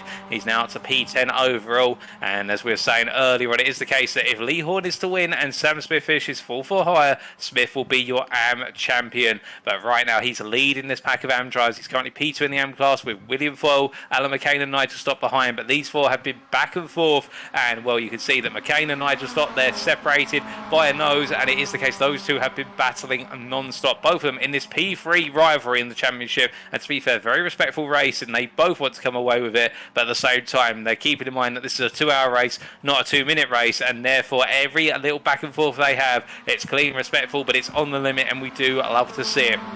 They take you all the way down to P13, and then P14 you have Matt Emmons here, the NXTGEN Racing Team Blue driver, who, running with the pack we just looked at, it is the case that after a moment between himself and Alan McCain a couple of laps ago, going into the first of the two Ford chicanes, turn 29 in particular, it was the case he went for a spin after a small amount of contact, and he's found himself back with Mark Sykes, now P14, P15, the pair of them, and what is effectively P6, P7 in the AM class, and they've started working together, and Mark Sykes' lap times have started to come up with Matt Emmons as well, gaining in the plateau, and could they get themselves back up into that battle for P2 in the AM class, battling for P10 overall come the finish? It is possible, particularly given the fact we have another pit stop on the schedule tonight, at least one more, if not two more, but we'll have to wait and see whether those pit stops materialise. And then in P16 overall, in what is effectively P8 in the AM class, we do have Jamie Nicholson, who has been in quite the wars here in a lonely P16 as he makes his way down towards the Mulsanne corner once again, and the Evolution Sim Racing driver's just not had a happy day at the office, as neither has Michael Lees, who just as we came back in fact had a moment which dropped him behind Jamie Nicholson. And it is the case that Lees has had a number of incidents, and here we go to take a look back, and as he made his way through the Corvette Curves here, the rear just coming loose into left-hander, a bit too much oversteer on corner entry, and in the end as he tried to snap it back into the right direction, instead overcorrected the car and went for a spin, and Jamie Nicholson came on through and took the place. But Michael Lees, being one of those drivers, to be fair, we've said it time and time again, for all the pace and all the nuance he's had, he's just not gone his way at all. But those are your runners on indeed the lead lap. We've had retirements of James Warrior, Paul Scott, Danil. Also, we've had Joseph Hewson, John Higgins Senior, and Stephen de Grevilla, who have not taken to the circuit. But it is the case, we still have 17 drivers running here in the closing hour at Le Mans. Indeed, the closing hour of Season 2 of the MX-5 Cup, as run by NXTGEN in collaboration with Crest Autosport. And whilst the racing itself has just died down a little bit in terms of we're seeing back and forth, but no major moments now, we are building up to another crescendo in the fact that soon, with 30 minutes on the clock, when we get to the 1.5 hour mark, I suspect we'll start to see, if we're not before that, the final set of pit stops, and we'll see who has got the pace to take the win in this race at the very end. But right now, everybody jostling for position and just thinking about where they stand come all of it. And whilst we were away, I've did my research, Alex, for you. It's the case we had a couple of quick changes, but Michael Lees was the only driver who was involved in an incident or a major piece of excitement of some kind. Unfortunately, he went for that spin, as we saw. Yeah, one thing I was expecting to see during that interval there was a couple of pit stops. Now, we saw Jamie Dory and Lee Horne come into the pits around about the 30-minute mark earlier on, and when it got to the second 30-minute milestone, they haven't pitted. So it's a very interesting strategy from Lee Horne and Jamie Dory at the moment. Maybe they are trying to stretch it out to a two-stop. They have changed strategies maybe, but yeah, I'm none the wiser to what these drivers are planning at the moment, but maybe we'll see more pit stops coming up very, very shortly. It remains to be seen, but let's see. I suppose, if I'm right in thinking that we saw a lot of drivers get to about 40 minutes in these cars, that if drivers can tick it over the 1 minute 20 marker, they might be able to get it to the end on that tank of fuel. That might be what we will see from these drivers as it ticks by. The end of this lap here will be big telling to see if drivers come into the pits. That'll definitely not be enough to get to the end, and drivers will have to pit again, and that could really shake things up here. That's really what we're looking out for, Paul, isn't it? Oh, indeed. And the thing is, if you can avoid making that third stop, you save so much time in the race. You'll save in excess of 25 seconds, and that is worth the win. It's its own weight in gold, effectively, saving that much time, albeit the lap around here just shy of 5 minutes. So that 25 seconds actually sounds quite insignificant, but it's major, as we do see here the battle for P7 raging on, and behind the Amtros battling as well. And in particular, William Foyle getting to the head of this AM pack in the battle for P2 in the AM class, and now open up a bit of a gap to Sam Smith. To be fair, we've seen this happen a number of times before, where the gaps opened up between the leader of the pack and the rest of the pack to a second, 1.5 seconds, and then it's been reeled on in. In particular, the most interesting one was William Chadwick, who did, after the first round of pit stops, have a 3-second advantage, only then to completely put the clutch in down the Mulsanne straight and just fall to the back of the Pro pack, which is now making its way down towards Mulsanne corner here. But I do wonder, Alex, if everyone's trying to get to a two-stop, whether the pace of this race is actually sloping off a little bit, and some drivers are finding they have to now drop to the back of a pack and fuel save as much as possible, because the lap times, well, they're still staying quite consistent, to be fair. They're not dropping away. Yeah, the only one that's really dropped away is William Chadwick, because he's done a blistering 4-minute 50 lap at some point in this race. But everyone else staying a little bit consistent. They have dropped off a little bit by about a second at least, most drivers have. Some drivers dropping off by about 2 seconds. So I think the pace is dropping away a little bit with the tyres getting a bit more degraded. But yeah, the drivers seem to be hanging on in there a little bit. I think what the drivers are going to be negotiating here is, as the tyres drop off the radar a little bit, the fuel tank is going to get more and more empty, which means the car's going to be lighter, which means the difference between the car's handling at the start of a stint to the end of a stint is very, very different, and that's what these drivers have to do as this stint goes by. They have to get used to how the car changes. They have to adapt. But then as soon as they're out of the pits on their next stop with a full tank of fuel and maybe fresh tyres, we'll see if the drivers do actually do that. But that remains to be seen. But yeah, fresh tyres and a full tank of fuel is going to feel completely different. And that's why these drivers have to be very, very adaptive very, very quickly in these cars. Let's see what these drivers do at the end of this lap. Will they pit at the end of this lap? It is getting relatively close to that point where drivers will start to think about another pit stop. But as I mentioned, if they can get themselves over the 1 hour 20 mark, that might be good to go until the end. We'll see. So Adam Delman stretching his lead to over a second here from William Chadwick.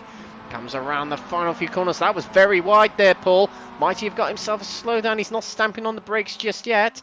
Might have just got away with that, but we've seen a lot of drivers getting very close to the edge of the track there. Oh, 100%. I think Delman's just got away with it, and he doesn't come on into the pits. It is the case. He goes on for another lap, which will mean next time around he'll be looking to come in potentially at the 1 hour and 22.5 minute mark, which is really pushing this second stint. I think everybody trying to go a bit longer here as they make the way on to another lap, and really it is about survival. Can you stay out just a little bit longer compared to everybody else? But these two drivers in particular, Jamie Doria and Lee Horne, are the biggest question because they pitted so early compared to everyone, and they go around again here. They really are making the fuel tank last a long time, and to be fair, they are working this out wonderfully. And ever since Dan Skinner's fallen into this mix, at no point has it been the case that Dan Skinner's upset things. If anything, they've only benefited more, as Dan Skinner as well working with them here, and the trio, well, they're not gaining on the leaders. They're staying about 22 to 24 seconds off of them, but at the same time, they're not being reeled in by the rest of the chase and AMPAC. In fact, Sam Smith now 22 seconds behind Lee Horne. Well, Lee Horne, to be fair, come the end of this race, can't say he didn't try to win the championship in the final round, but Sam Smith in the meantime is leading this AM class, and I think now he's at the head of it. He's trying to stay at the head of this group because he doesn't want to fall backwards. Yeah, exactly. Sam Smith he'll have a little bit of nerves because he is pretty much only less than a second away from dropping into championship losing positions, so that will make him nervous. But at the same time, he might have a plan in his head of just keeping it in second place. He might know what to do and how to react when crunch time comes and push comes to shove and he has to get himself into those higher positions. What I'm looking out for as the race ticks on by and we're waiting for the second set of pit stops, what drivers are going to take on tyres and which drivers are going to take their tyres to the end. Now, if I was one of the drivers in this field right now, I would gamble on staying on the set of tyres. And the reason I say that is because if you look at the lap times compared to the best times, we discussed this just a moment ago, they're not dropping off that much. So I think the tyres may be able to go until the end. And that's something I would gamble on to try and get the gap on the other drivers. What would you do, Paul? I'm with you on that, Alex. I think I would gamble to stay on my current tyres because it's the case, if they were to pit at the end of this lap, so we would have roughly about 37 minutes left, that would be the equivalent of about 7, perhaps an 8th lap in there for good measure. Let's say it's 7 laps, and well, the pace is a delta of about 4 seconds. So 7 times 4, that's 28 seconds. You'd gain it back in terms of being on the fresh tyres, but you'd have to have perfect laps all the way through. And if you battled at all, or you'd be praying that the drivers who haven't changed tyres will be battling. It's going to be close. It will be a gamble, but I think I'd rather take the track position if I can help it. Yeah, I think so. I think given the amount of time you lose in the pits through taking on tyres versus the amount of time you'll lose on tyre wear, I don't think it quite adds up. So it may be the gamble a lot of drivers are going to take. We'll see. I think the experience of doing endurance races in the ranked servers on iRacing, or even endurance racing in league racing, will really tell for some of these drivers as this ticks by. Now the thing is with iRacing, it's some people don't like it, some people do like it, but you do not get a read on your tyre wear during your stint. You only get a read on your tyre wear when you're in the pit. So these drivers have no idea right now at what percentage their tyre wear is at. So they'll know what their tyre wear was at when on their last pit stop, which of course was more than half an hour ago now, but they won't know to this point. And as the tyres wear away, the longer you're on them, the more they'll wear. So it's a very, very difficult measure for these drivers, and that's what they're going to be worried. That's what they're going to be thinking about at this point. When's going to be the time that I take on tyres, or do I take on tyres? That is the big question on these lips of these drivers, which is my prediction anyway. But we're heading towards the end of the lap here. We'll see if drivers come into the pits again. But Delman here, I don't know if you've noticed as well, Paul, he's just hitting happy at the front here. I think he may have gone out of fuel-saving mode, and he's just going for it now. I would agree with you there, Alex. I think Adam Delman has cast caution to the wind and decided to go all in. He's not quite dropping the pursuing pack, but he has got that gap up to about a second as they roll their way through the Porsche curves into the Corvette curves. And as they exit here, the very tricky left-hander that's caught out so many drivers, and they make the way to the Ford chicanes. Will we see Delman peel off into the pit lane? Will we see anybody peel off into the pit lane this time? I'm not 100% sure. I don't think we will. I think everyone's going to carry on here, and it is the case that this Pro Pack goes another lap, and that will take them then up to what is 26 minutes in this second hour. And as they all come charged on through, Delman's going for it, and I think what he's deciding now is to see who is going to be able to come with him. And already we are seeing that this pack of Pro drivers are starting to stretch out once again. At the back of it, that is Nick Clibbins, who, let's remind everybody, was at one point 2.5 seconds behind this group and was falling away, but then found his way back onto it. He did have to push quite hard, but also there's a lot of chop and changing within the top five, and he's found his way onto the tail here. He's more a chance as well, potentially picking up a huge result here as they roll their way through the Dunlop chicane. But you can see now they're all starting to drift their way more and more through the double apexes and heading down towards Tetra Rouge, and in doing so they're pushing it to the limit, because I think they're all expecting an in-lap soon and they've got to deliver. Nick Clibbins took away a very dramatic win. Race 1 at Watkins Glen. He swiped it away from Mikey Doble, and I think it was William Chadwick in the dying moments of that race. I think it was actually Adam Delmont in that race, but yeah, he's certainly capable of swiping away a win in the last moments, and that could happen. But we have now got pit stops. Alan McCain, battling for third in the championship, is in the pits, and our championship battalion in the AM category championship, first in the championship heading into tonight's round. Sam Smith is also in the pits. Mark Sykes, newcomer for tonight, Mr. Next Gen himself, is also in the pits. The 666 car, oh dear, it's not a number you want to say on broadcast, but he's in the pits in 15th place here. Running a good race at the moment, Mark isn't he, Paul? He's just ticking away. You know, he's getting involved in a few battles here and there. But as I cut myself off from talking about Mark, leaving the pits already is Alan McCain and Sam Smith. Very small stop.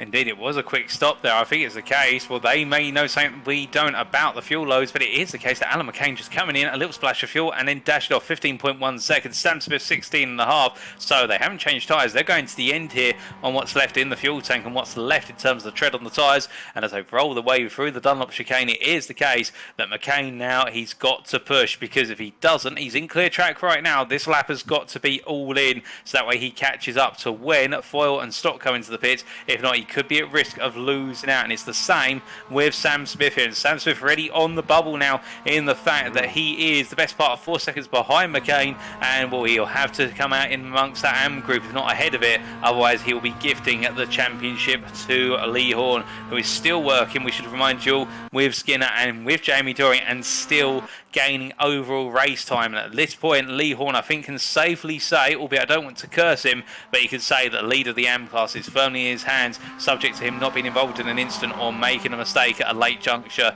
in this race. But as he heads down towards Mulsanne Corner behind Skinner, with Jamie Dory behind him as well, it is the case that he's just settling on down, moving to the outside there, well, the inside in fact, in the run to the corner, I think, just to get out the toe and get ahead of Skinner. But they're coming down, and there's still a lot to play for. But we were just talking about Mark Sykes. He's currently still in the pits. I'm not sure if there's a problem with the car, but it's a very long pit stop for Mark Sykes, and we have had the retirement of Michael vehicle lease after that incident. It is the case that they have taken the car in and decided to retire the car today. So we're down to 16 drivers, and I wonder here if Mark Sykes may be retiring as well, given he's in the pits for a very long time right now.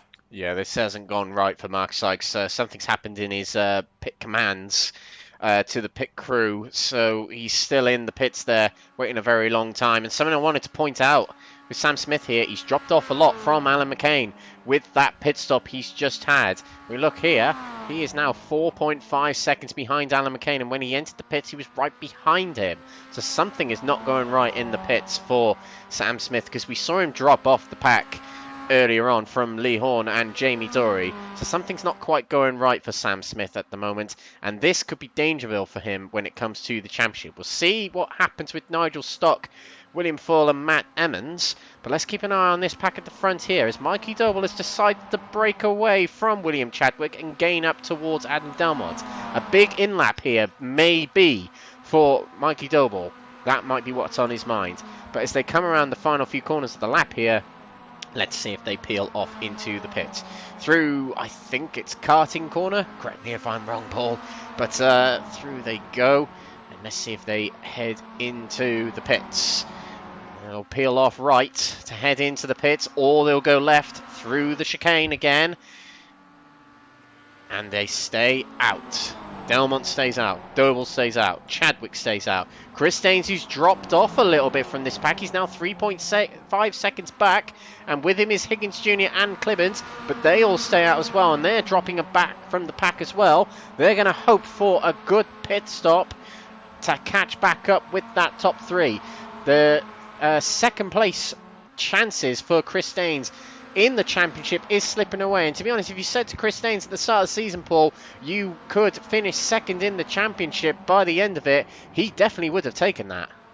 Oh, most definitely. And Chris Daines admitted openly going into this series, he is focused very heavily on the LMP2 class and iRacing. And when we saw that in the Proto GT3 Championship, his dominant form in the LMP2 Pro class, and then switching to the MX-5, he had to be open and say that he's never really driven the MX-5 in iRacing too much, and therefore it'd be all about a learning experience. And to be battling for second place in the Pro Championship come at the final round, that is a testament to how far he has come over the course of this season. One of the most improved drivers in the field. But here we see Jamie Dory and Lee Horne coming in for their second stop. It's on the schedule. But just talking about the leaders, Alex, whilst they're in the pits, the one driver I want to see how quick his stop is compared to everyone else's, William Chadwick. I wonder how much fuel saving the Team Fordzilla driver has done. As we see there is the case that both Dory and Lee Horne taking a tyre change. Yeah, they are. Both sides of the car are going up, and they're going to take on a little bit of fuel. So, yeah, Lee Horne and Jamie Dory, unlike Alan McCain and Sam Smith, have decided to take on tyres. Now, that was a very small splash of fuel to go into the car, so they took their longest stop in the middle part of the race. Earlier on the first stop, and it's just a small splash and dash to get back out there. Alan McCain is not too far behind these drivers, and Sam Smith is there, so the gap is much smaller between themselves and Lee Horne, but they are still ahead. That's the important thing for Lee Horne, is that he's still ahead of his rivals in the AM category championship, and now he just needs Jamie Dory to slow down a little bit so he can catch back up, and so they can break away again. But this is looking good for Lee Horne. It's really all dependent on the result of Sam Smith, which at this point he might start worrying a little bit as Alan McCain breaks away a little bit. Matt Emmons is in the pits and he comes out. He lost a little bit of ground from those drivers due to his incident with Alan McCain earlier on, so he's very much not involved in the battle at the moment unless anything changes. When it comes to the AM category championship now, it's very much seeing what these two drivers can do. They're working together. The Crest Autosport with Apex Tracks drivers tried to put in a bid for the team's championship today, but the NXTGEN team drivers, the Team Green drivers have, or is it Team Orange? Team Orange. Yeah, thank you. I said green earlier and I was completely wrong. It's Team Orange. Thank you, Paul. They did try and put in a bid to try and beat them in the championship, but it hasn't quite worked out. But as it stands, they'll take away a very, very good second place in the team's championship, and they're focused on that, as well as Nigel Stock focusing on trying to get third in the championship over Alan McCain. Remember, who finishes ahead of those two takes third in the championship. So we'll see how they get on. But these are drivers we've got to look at when it comes to the gap between Sam Smith, and that all-important 4th place in the category for him. At the moment, he's 5th in category with pit stops in hand for other drivers. So we'll see what happens. Elsewhere on track, the top 2 have broken away from William Chadwick here, Paul. Indeed. Now this is where things are getting very interesting because Chadwick is falling backwards. John Higgins Jr. as well has got ahead, along with Nick Clemens. They've both got ahead of Chris Daines. Everybody's now shaping up before this second round of pit stops, and I'm wondering what exactly is going to play out because Chadwick to fall this far back off of Delman and Doble, he's 4.3 seconds back. And looking at his sector times, well, the only area he's lost out is in sector 5. He lost 1.5 seconds almost, but otherwise Chadwick has been pretty much on the pace. So where this lap time is going, unless he really feels that perhaps he's underfueled in that first pit stop and he's having to literally sip the car through. But behind, you can see there it's the case that Nick Clemens getting up into P4, going around John Higgins Jr. But we look to Mikey Doble here, who right now really pushing on in this hunt for the championship crown in the pro class. And the only driver ahead of him is Adam Delman, and Delman has not dropped the tempo. And I think Mikey Doble at this point will be very glad just to be running behind Delman and having him to act as the pace car. As again, Delman literally on the very limit of track limits there, coming out of the left-hander, and as they make the way all the way up towards the pit entry this time, will we see them peel in, or will they stay out? No, they stay out once again. But will it be the same story for William Chadwick? That's the question. Chadwick stays out, they all stay out. So it's the case. I wonder whether they're all trying to get it through to the end on a single stop at this rate, because we haven't got long left. We've got half an hour. That's a very good point, actually, Paul. Might they be trying to fuel save to get it to the end? That's a very, very good question. We'll see what they're trying to do here. Adam Delmont and Mikey Doble breaking away here, but Chadwick, might he have a trick up his sleeve? Might this be the masterstroke? We're not too sure. We're guessing a little bit here. We're trying to figure it out as we watch. But we've got less than half an hour left in this race, and a lot of these drivers, their last pit stop came in between the 30-minute and the 40-minute mark. So they really have put in a heavy stint of fuel here. And it means that they're only going to have a splash and dash at the most at the end. Or they can keep it going to the end. We'll see. We will see. Let's see what the Crest Autosport drivers do. They stay out. So I wonder if they're on a very similar strategy to the likes of the front runners. But they are ahead of Jamie Dury and Lee Horne, who are about this far back. Let's see if we can bring up the battle box to see exactly how far behind they are. So it's 26 seconds. So when it comes to pit stops, they're definitely going to break ahead. But in terms of catching up with the remaining laps, they'd have to catch up about a second per minute, which equates to 5 seconds per lap. That's a tall order. Would you agree, Paul? I would agree, Alex. I think they can do it, but from here to the very end, it's got to be perfect laps every lap. And Dan Skinner's just coming out the pit lane as I look out the commentary box window. And in fact, Skinner's getting out ahead of the 2 next-gen drivers here, but when they all match up on pace in the run to the Dunlop chicane, the 3 of them will be back together. And this is a problem because Jamie Dury is battling with Dan Skinner in the championship to a degree. Now, do the 3 put their differences aside here and recognise they're chasing after something bigger? Well, I think for Jamie Dury, he'll want to work with Lee Horne, because Lee Horne right now, his championship is on the line with Sam Smith in that P5 position and pushing on, and Lee Horne in that P3 position in the AM class. But the tables are turned, and should it be, as we're thinking now, the case that the Crest Autosport of Apex Tracks drivers are running a one-stop to the very end? And to be fair, we're talking earlier about their second place in the team's championship, and credit to them, Crest Autosport of Apex Tracks work very well together. This could be a huge upset. But of course, the other thing, Alex, is the fact that as we get closer and closer to the end of the 2 hours and we go on to that final lap, will we suddenly see anybody with only 100 metres or so to the finish line? Will we see anybody suddenly come to a creeping halt? That's a very good question, actually. There are apps you can get on iRacing where it calculates your fuel, and a lot of drivers will have one eye on that and one eye on the Mulsanne straight in front of them. But yeah, that's it's going to be interesting. It'd be good to know what the drivers are thinking, to be honest. It'd be very, very interesting to know that. We don't have any insights on team radios or anything like that, not quite like what Formula 1 get or anything like that. But it's very, very interesting at the moment. All remains to be seen.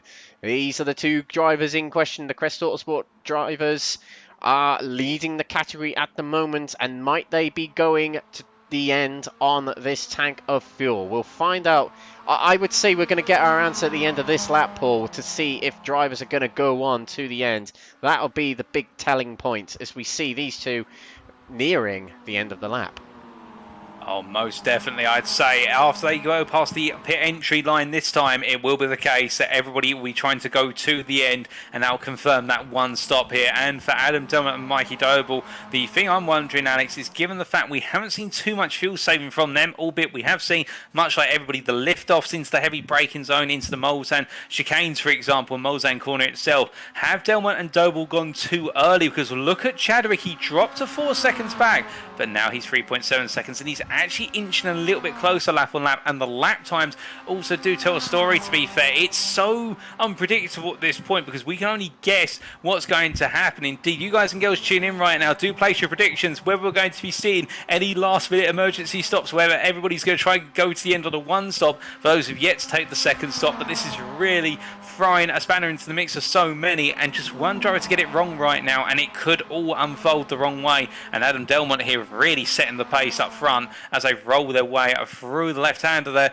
and down towards the forward chicanes. As they come to that pit entry this time, will we finally see somebody peel on in, or will it be the case they pretty much consign themselves to that one-stop attempt? Well, Adam Delman here puts in the middle of the road. He peels to the racing line. No, they both come through. What about William Chadwick? No, he goes on through as well. And then we've got the pack of three behind them. That's Higgins Jr., Clemens and Daines, and I don't think any of them are coming in as well. So it is the case they're all in it for the long haul here. But it looks as though it's one stops all the way. John Higgins Jr. confirms rolling through the final quarters. Chris Daines at the back of this group, and now everybody will be on edge. And as you say, they'll have those apps open by the side of them. It will be the case they'll be listening to the pit crew chiefs who will be saying about how much fuel's left, how many laps are in the car. But have they done it right, or is it the case they're literally sipping to the end? As we see Nigel Stock and William Foyle here leading the AM class, and their advantage over Jamie Dory, Skinner and Lee Horne stands at 25 seconds. And when they come to the timeline this time around, we'll see what that delta in the lap time is, and whether, as you say, Alex, they'll be gaining that 5 seconds a lap. Let's find out. There's 25 seconds between Will Foyle and Dan Skinner at the moment. Let's see if the two Crest Autosport drivers peel off into the pits. They stay out. It's very much looking like the top 8 right now are going for the one-stop strategy. They're going to the end by the looks of things. 25 minutes to go in this race. Could it be that they are going to try and leave this stop till as late as possible so they can put in as little fuel as possible? That remains to be seen as well. But the important thing we also witnessed was these three drivers by here, that's Dory, Horne and Skinner, all took on tyres, so they are going to be fairly quick on pace. But at the moment, they're just not gaining on the drivers ahead. The gap is stabilising at 25 seconds at the moment. It might be a bad calling strategy at the moment, and this might cost Lee Horne his championship chances. Oh, most definitely. And those lap times there, 56s for Dory, Skinner and Lee Horne. Meanwhile, it's the case for Foyle and Stock, 57s. They've only gained a second. And I think here, the fact that they've got Skinner in amongst them is causing problems here, because the two pro drivers have to battle it out, and then Lee Horne just has to ride the wave behind. And if he gets ahead and tries to run away, all he ends up doing is bringing these two pro drivers back up behind him. And of course, he only wanted to work with Jamie Dory, his teammate. But then now they've got to deal with the fact that Skinner's in there and battling with them. And this is the last thing the Next Gen Racing Team Orange Wolf wanted in their pursuit of an AM Drivers' Championship. And Lee Horne right now, well, he's done nothing wrong all race. He's worked this out to a T, but in the end, it seems as though another pro's come along and completely upset things. You see, they go through Tetra Rouge there, and he's made to go to the outside. And was that beyond track limits? That was very close. It was very close. I think he may have just about got away with that. I think you can just about put your tyres outside that curb coming out of the corner there, and I think he has just about got away with it. But yeah, Lee Horne, you said it, has not put a foot wrong. He's been by far the quickest AM driver in this field, and on track he's got it absolutely perfect.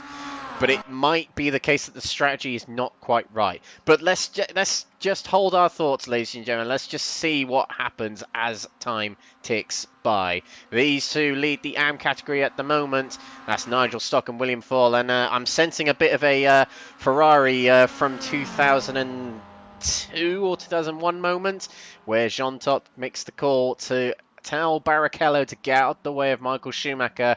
This is very much that Foyle might well just let Nigel Stock win this race if it comes to it, to help him in the championship for third place.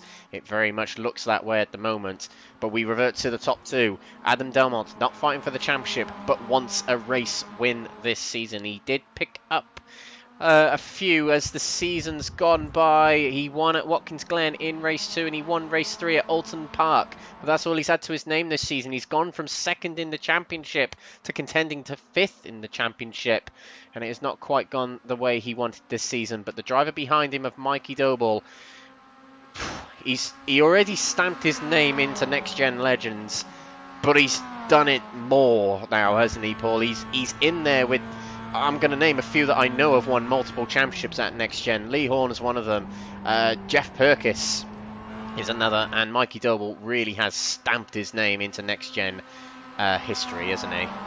Oh, indeed. And this race has been another great measure of Mikey Doble's prowess. Now, of course, we do have a couple of what-if questions, which some of you may be asking in the chat already. What if Liam McNeilly had been able to take to the circuit tonight and back at Daytona? Of course, his absence has opened the door a little bit in the Pro Championship for some more points to be scored, but we can only go with those who attend each and every week, and it is the case at Mikey Doble. Again, building championships on consistency first, then win second. That has always been the way of his racing, and again, here today you can see he's been running with Adam Delman, and whilst we're not going to sing his praises too high too soon, it is the case that Chadwick right now trying to close it up and doing so very aggressively here. But even if he was to take Doble at this point, it would still be Doble's championship in the pro class, and that's the thing now. Really, it does come down to adverse circumstances, the possibility of a driver running out of fuel. If any of these top 6 do, that is what's going to potentially see Doble's championship win fall to the distance right at the end. And to be fair to William Chadwick, Alex,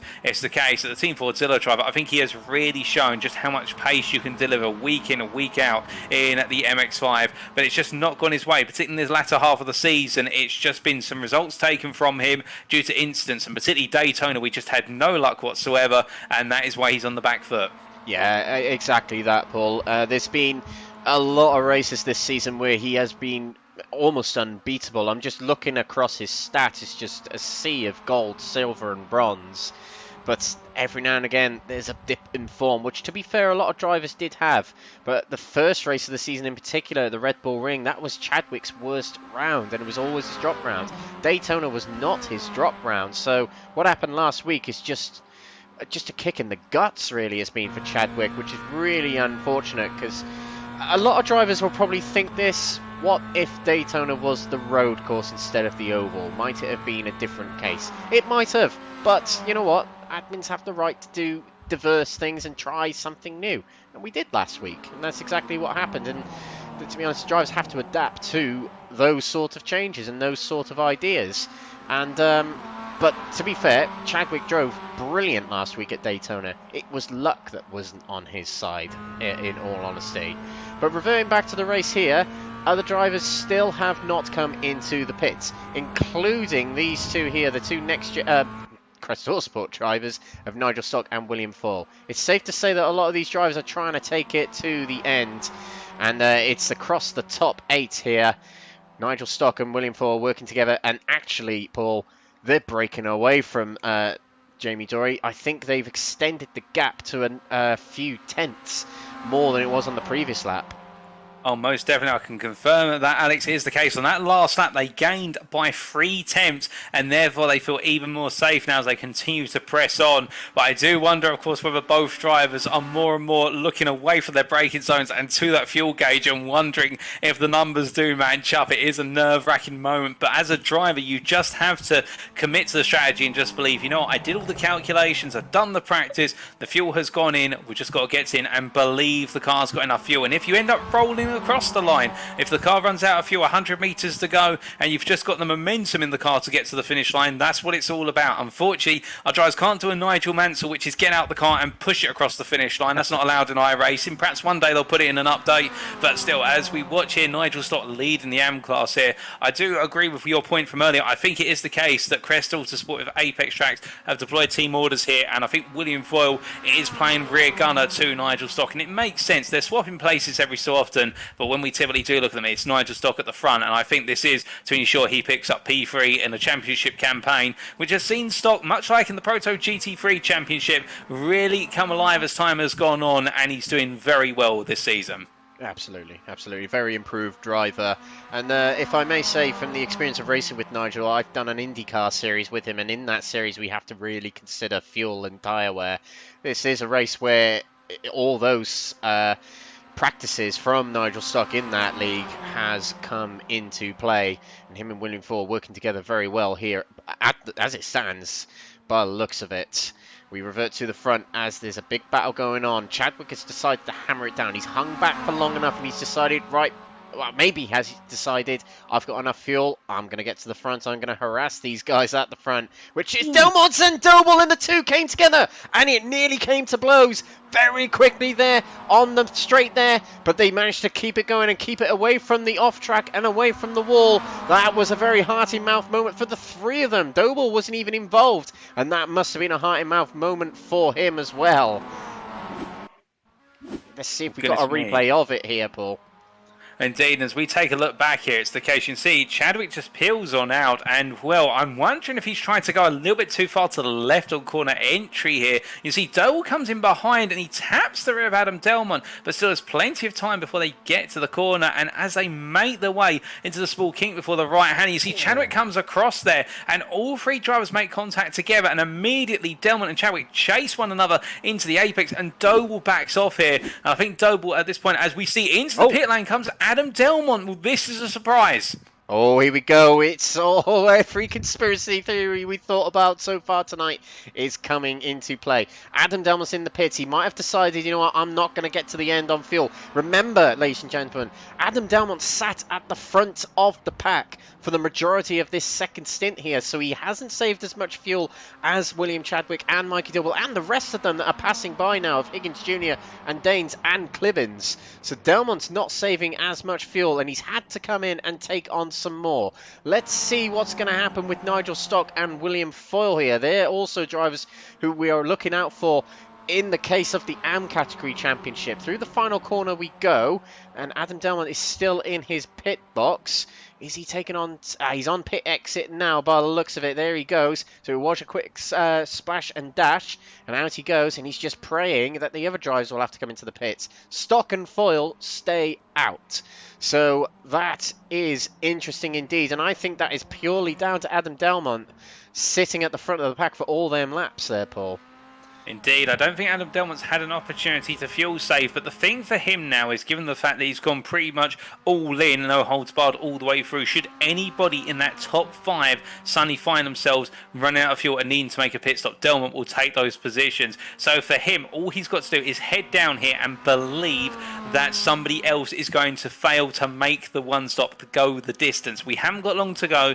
We've got 13.5 minutes plus the final lap, and Delman's just going all in. You can see it in the attitude of the driving. He's straight out the pit. He's go, go, go once again. And now, if it's the case that Daines falls away, alternatively Higgins Jr. or even Chadwick at the front, Delman will pick up those places. But meanwhile, I'm wondering, Alex, whether Stock and Foyle may be thinking about doing a quick safety stop, given the fact they've got 27.5 to 28 seconds over Dory, Skinner and Horne, whether they could gamble on it for safety. Well, let's take a look at the pit lane time for Adam Delman. 23 seconds Delman was in the pits. And that's not including the run down to the pit lane and the run out. So, if there was to be a quick splash and dash from Nigel Stock and William Foyle, it would be close. It would be real close, but they might just be able to pit Dan Skinner, as they have opened up the gap ever more on that last lap, as I think their time was... Look at that. Nigel Stock and William Foyle's time was over... about 3 seconds quicker than the next gen drivers further back. So, might it be that these drivers of Nigel Stock and William Foyle may be able to come in the pits? That's a good question. Real good question.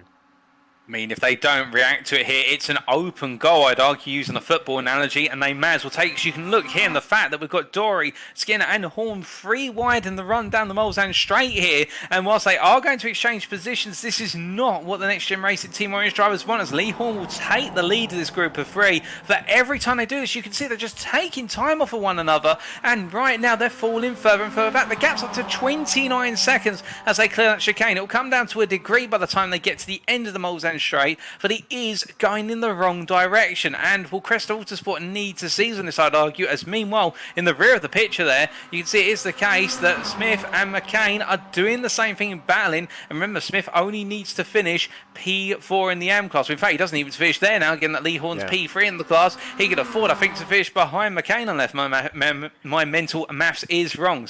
I think, and this is I think, if Smith just finishes the race now, he will win the championship. I'm pretty sure that that's the case at the moment, with Lee Horne dropping a few positions here. Don't quote me on that, ladies and gentlemen. I might be wrong, but we'll see. We will see. As Lee Horne, all he can do is just push, push, and push. They are dropping back from the Crest Autosport drivers in 7th and 8th. Let's revert to these drivers up here, as it is just a straight battle between the two championship protagonists. It's Chadwick versus Doble, as they were very close in the Porsche curves there, and they're battling as they progress towards the end of this lap here. Do they pit? That is what we're asking on every pass by of this section of the track from here on to the end. There's just over 10 minutes remaining in this race, and Mikey Doble has to really back off as he understeered on that reverse camber corner. I think it's cutting corner, and it washed him out wide, and he dropped off a little bit from Chadwick. Not too much.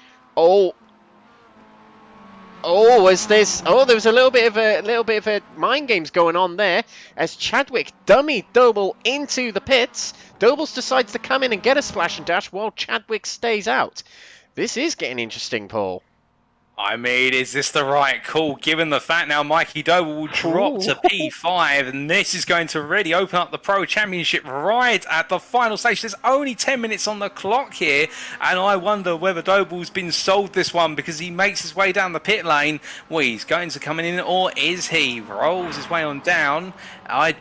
Well, he's going to come in. He's going to be very late into his box here. He makes his way on in. Could we suddenly see Danes, Higgins Jr., Clemens or Chadwick coming as well? This is going to be one of the shortest pit stops that he'll ever do, but it'll feel like the longest one in his iRacing career, as he sat there at the moment and he's completed the stop. There is Adam Delman here. And remembering, we said earlier that Delman would close up. Well, he's not going to close up enough to put Doble under pressure immediately, but Delman now will be putting that pressure onto... Delman should be putting that pressure onto Doble, I should say, where Doble finds himself now between a rock and a hard place. The rock in front of him is the 4 drivers who may not have to pit. Behind him, the hard place is that Delman would love to take that P5 at the final call. Stock's in the pits. Nigel Stock has taken to the pits, and this is the important one. Will he stay out in front of Dan Skinner? It was a 30-second gap as he headed into the pits. This is going to be crucial for Nigel Stock, as his teammate William Foyle stays out. He decides to do another lap. But this is the big point of the race. With less than 10 minutes to go, into his pit stop goes Nigel Stock. And round the final corner there goes Dan Skinner and Lee Horne and Jamie Dory. And this might find them past Nigel Stock, who is still in his pit box. It wasn't enough time, and through they go. They are blistering past, as Jamie Dory battles with Dan Skinner there. Nigel Stock is a long time in his box there. He might not have configured the calculations right on his stop there. He might have taken on too much fuel, but he comes out the pits. He's a long way behind Sam Smith and Alan McCain. This is slipping away. Third place was looking almost certain for Nigel Stock just a few moments ago, and now it's slipping away with the sight of Alan McCain disappearing off into the distance. Oh, I'm quite sad now, Paul, because it was looking like a stroke of genius from Nigel Stock, and it hasn't quite worked out that way. I mean, don't count it out just yet, Alex. It's the case. We've still got 2 laps to go, including this one. We could see one more set of pit stops before that final lap commences. You never know what's going to happen, but this is a shock. And I must admit, I expected if they were one driver was going to come in, as Matt Emmons there has had a spin coming out the final corner, but I don't think that's going to be triggering a safety car. He rolls his way through the forward chicanes. The first one he clears fine. The second one, however, takes a bit too much sausage curve there. It sends the car wide into the gravel, and he just hasn't got the grip on the left-hand side tyres and into the tyre barrier, but he gets the car turned around and he'll carry on his way. But the main point here is the case, I would have expected the 2 Crest Autosport Apex Track drivers to come in together, but the fact they've split the strategies, well, William Foyle has been literally given the run to the finish, we could believe, and take that win in the AM class here, and Lee Horne now has had an opportunity gifted to him in the fact that he is P2 in the AM class, and should, for any reason, Foyle have to come on in at the end of this lap, it opens up the proceedings again, given the fact that Smith there will be promoted to P3, but should anything happen to Sam Smith, well, Lee Horne could steal the championship back in his favour right at the very end. But we've got, it feels like a very short time, 6.5 minutes plus the final lap, but it's going to be a long time before we find out the true story. Yeah, it will. I think when Chadwick crosses the line, we will see the white flag to signal the final lap in the race. This will be the big thing. Does Chadwick have enough fuel? If he has enough fuel to get to the end and he keeps it in first place and Doble stays where he is, Chadwick should be champion. This is a big moment in the championship for these drivers. Round the final few corners of this lap he'll go. I am pretty sure that it will be the white flag when he passes by. Let's find out. It is a 5-minute lap here at the Le Mans circuit. And I've got a feeling, Paul, we might not see the white flag. If you can check on that for me, because I don't quite have the access to that. But keep an eye on the marshal's post at the start-finish line to see what happens. Chadwick heads towards the final few corners of this lap. Is he going to stay out? Is he going to go into the pits? Here's the run up to the pit lane. Is he going to filter off into the pits? Yes, he is. Chadwick's in the pits. This helps Mikey Doble. Can he catch up with Chadwick? Oh, as Chadwick's very, very quick across the chicane there, entering the pits. Right on the maximum there as he enters in. Oh, well, Chris Stain stays out. Ah, that's very interesting. Chris Stain stays out and he wants to take it to the end. Is it a white flag or not, though? I'm not quite sure. It's not a white flag. It is the case that Chris Daines means we've got 2 more laps as he heads on through here, and this really now antagonises the one-stop attempt, because I don't think anybody would have been expecting actually. I wonder whether Chadwick came in perhaps anticipating there would be 2 more laps rather than 1. I don't think he had it in his plan to come on in, but the fact that Chris Daines has gone on here and John Higgins Jr. as well, I wonder if these guys now on this lap will be feeling that pinch and whether we'll see them dash on in, but this is really getting close. Hang on. If Chris Daines wins the race, Chadwick and Doble come lower than 4th, Daines will be champion. But as it looks at the moment, Chadwick and Doble battling as they head out of the pits here. They're in 3rd and 4th at the moment and they're close together. That's all Doble needs. As it stands, Doble is champion. He's in the top 4. That's all he needed to do tonight, is finish in the top 4. He is champion as it stands, and he's got another 2 laps to go before he gets to that checkered flag, which he so desperately needs. But Chris Daines is on a blast to try and win 2nd in the championship. You remember, there's only 1 point separating himself and William Chadwick in the championship heading into tonight. And 1 point, well, 1 position is all it takes for Chris Daines to take 2nd in the championship. Let's see if he can get to the end of the race here. There's not really fuel-saving opportunities for him here. He's got Higgins Jr. hot on his heels as well. This is a very, very interesting end to this race, Paul. It is going down to strategy. And look who else stayed out. William Foyle has decided to stay out. Yeah, but I think the thing for William Foyle is he'll know there's 1 more lap after this one, and can he make it to the end on that 1 extra lap as he rolls his way through the left into right here and head up towards Tete Rouge. I think there's quite a lot of fuel saving going on. Yeah, listen to that. 4th gear going through the chicane there, which is usually 3rd gear. Foyle is desperately trying to save fuel here. He's trying to limp it to the end. We're going to keep an eye on William Foyle here. He's not in the championship running. He's climbed up the championship order, to be fair, in the races he's taken part in. And he's put himself up into 7th. And to be fair, tonight's result might get him 5th. It might. But this is a big, big moment for William Fall in terms of getting into the top 5 in the championship or winning this race in the category. Okay, taking a look forward, Chris Daines here. Doesn't sound like he's fuel saving just as much. And back here is the battle between William Chadwick and Mikey Doble. Oh, and there is contact between the two. So they go through the chicane here. Doble doesn't need to do that. But as I said, racers be racers, and they just want to beat each other and be on top at the end of this. But this is crucial for them too as well, because if they want to win the race, they've got to get a wriggle on. Because Chris Daines up ahead is going to have a very small splash and dash before we start the final lap here, Paul.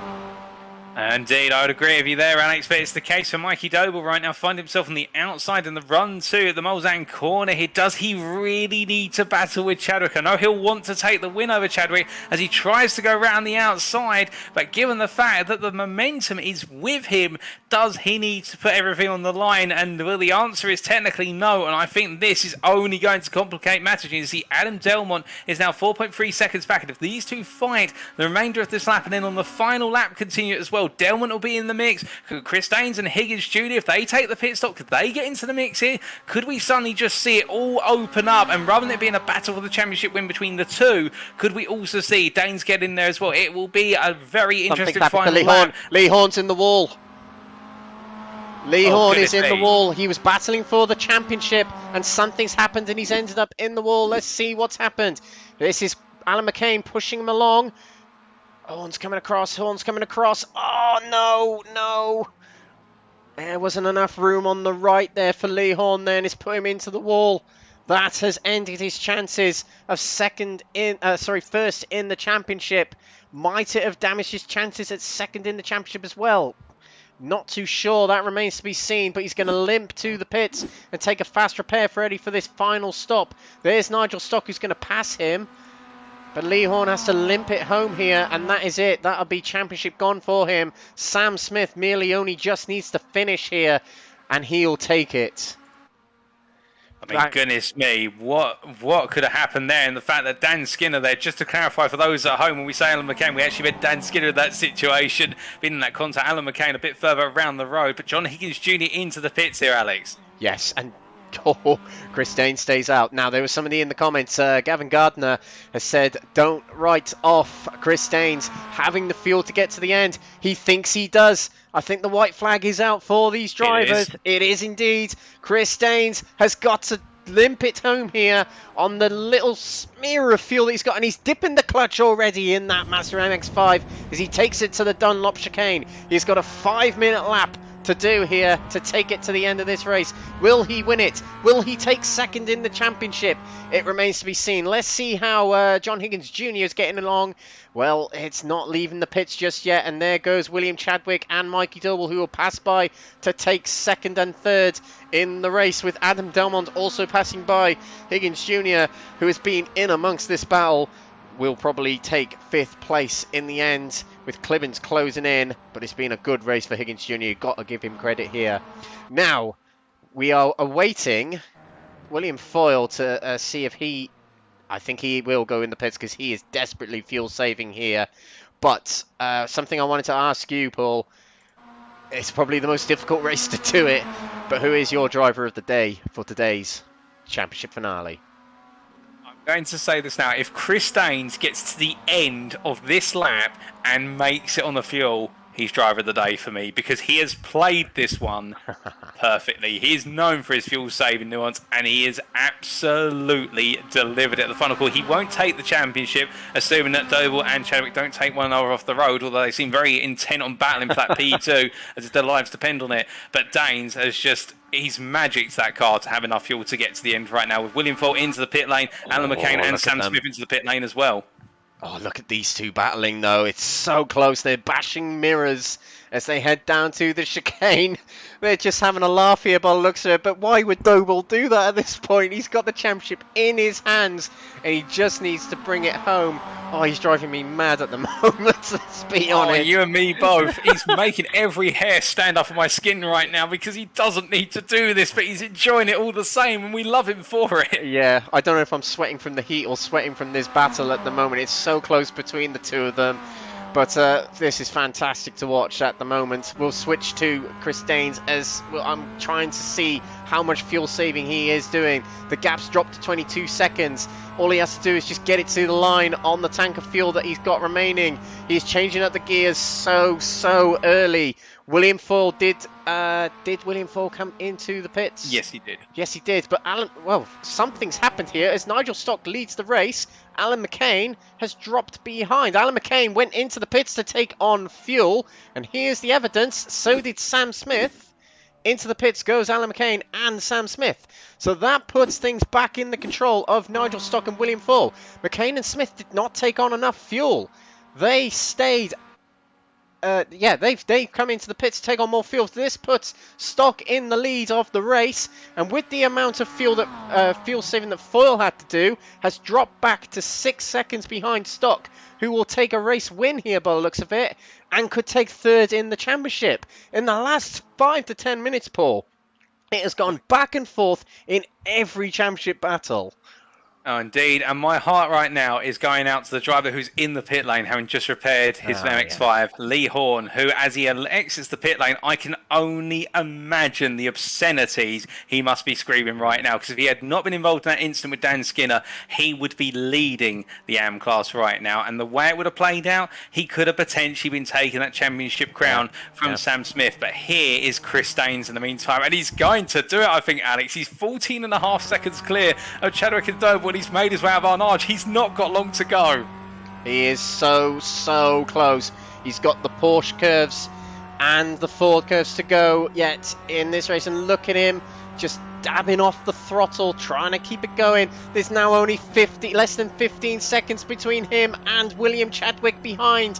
He's limping it here, 6th gear as he heads around the final corners here. He dips the clutch to save as much fuel as he can.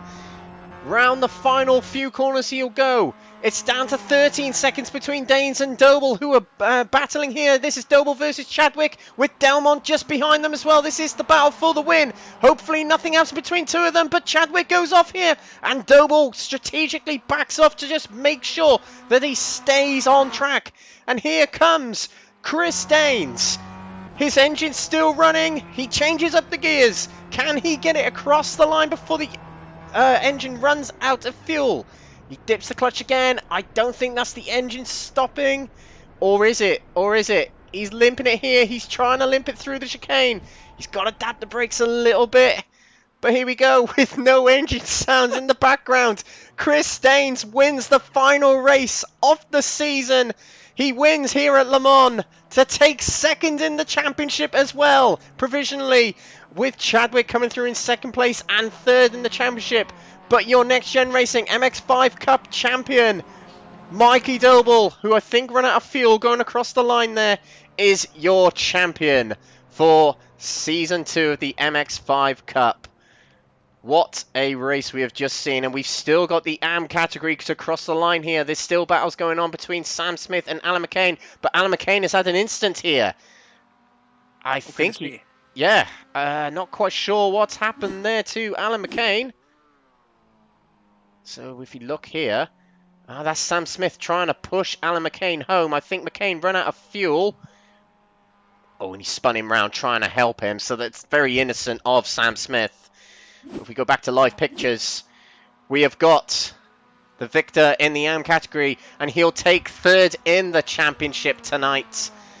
This is Nigel Stock bringing it home. It's been strategic genius almost from the Crest Autosport drivers. They've got themselves to the front, if not on pace, but they did on strategy. Nigel Stock is going to take this win in the AM category. Now, just to confirm, John Higgins Jr. did finish third in that race just then, as Adam Delman was trying to push Mikey Doble across the line. Higgins Jr. snuck past and took the podium spot.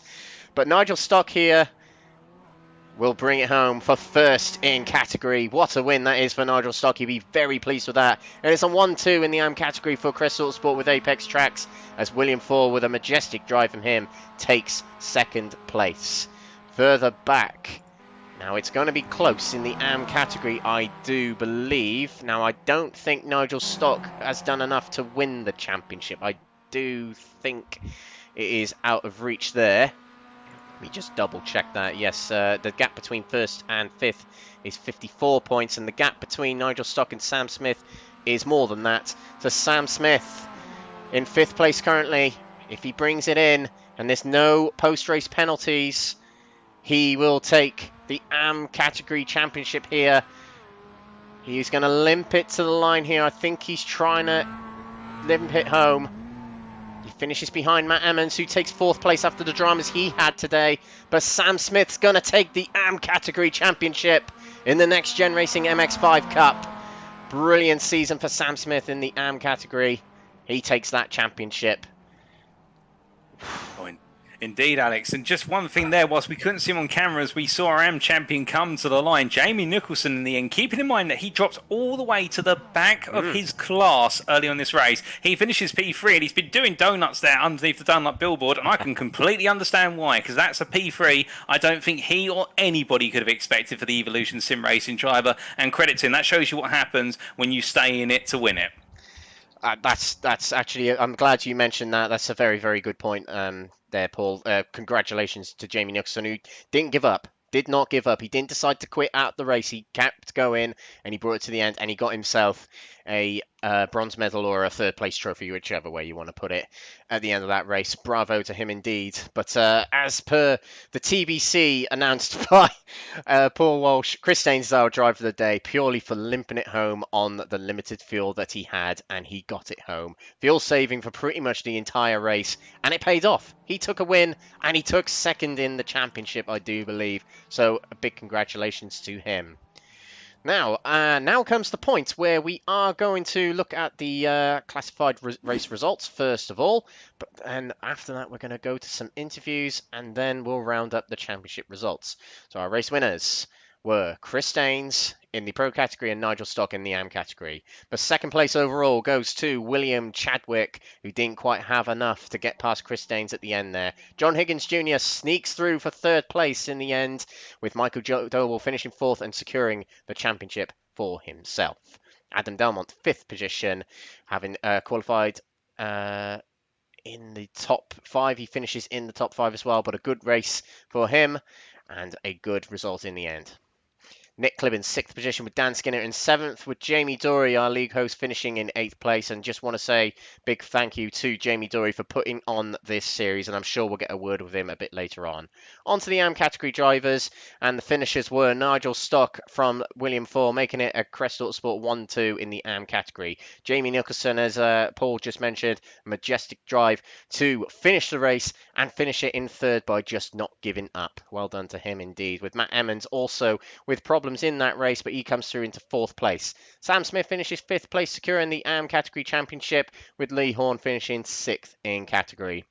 Alan McCain did not finish the race. He did not get it to the end of the race, and that will mean 0 points for Alan McCain, I do believe, with Mark Sykes also in the DNF range, and Michael Leese, James Warrior, Paul Scott, David Daniil, James Hewson, John Higgins Sr. and Stephen de Gravelia.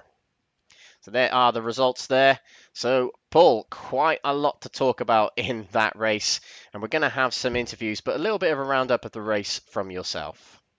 Well, today at Le Mans, I think we've seen it all, and really this has summarised the Next Gen MX-5 Cup Season 2 Championship perfectly. We have seen close battles from start to finish. We've seen racing in the slipstream, we've seen the strategy down the straight, and we've also seen the important value of fuel saving throughout the feature races, or indeed within the 2-hour endurance races that have made up this season, and it is the case in the end. What a way to wrap it up with the ultimate fuel saving winning in the form of Chris Staines, taking that win by 9 seconds in by literally sipping his way across the line and creeping to the finish. It really has been a season which, I must admit, Alex, I'm a bit emotional, I say. I hate to say the fact we're bringing the curtain down after tonight. Yeah, we are. It's there's the last time that me and Paul, for the time being, will be in the comms box together. It's been a great season. Really enjoyed it. The 2 seasons, in fact. Really enjoyed it. But yeah, fantastic curtain to be pulled on this season. Not quite over yet, as we have to announce all the championship standings, etc. But we're going to hand it over to Paul for the interviews to round up the racing and just to summarise the racing in this particular round. Well, indeed, as we get our interviews underway, we will be bringing our championship winners in shortly, but we're going to be starting off with our winner overall today, and that will be Chris Daines, who will very shortly bring into the interview room.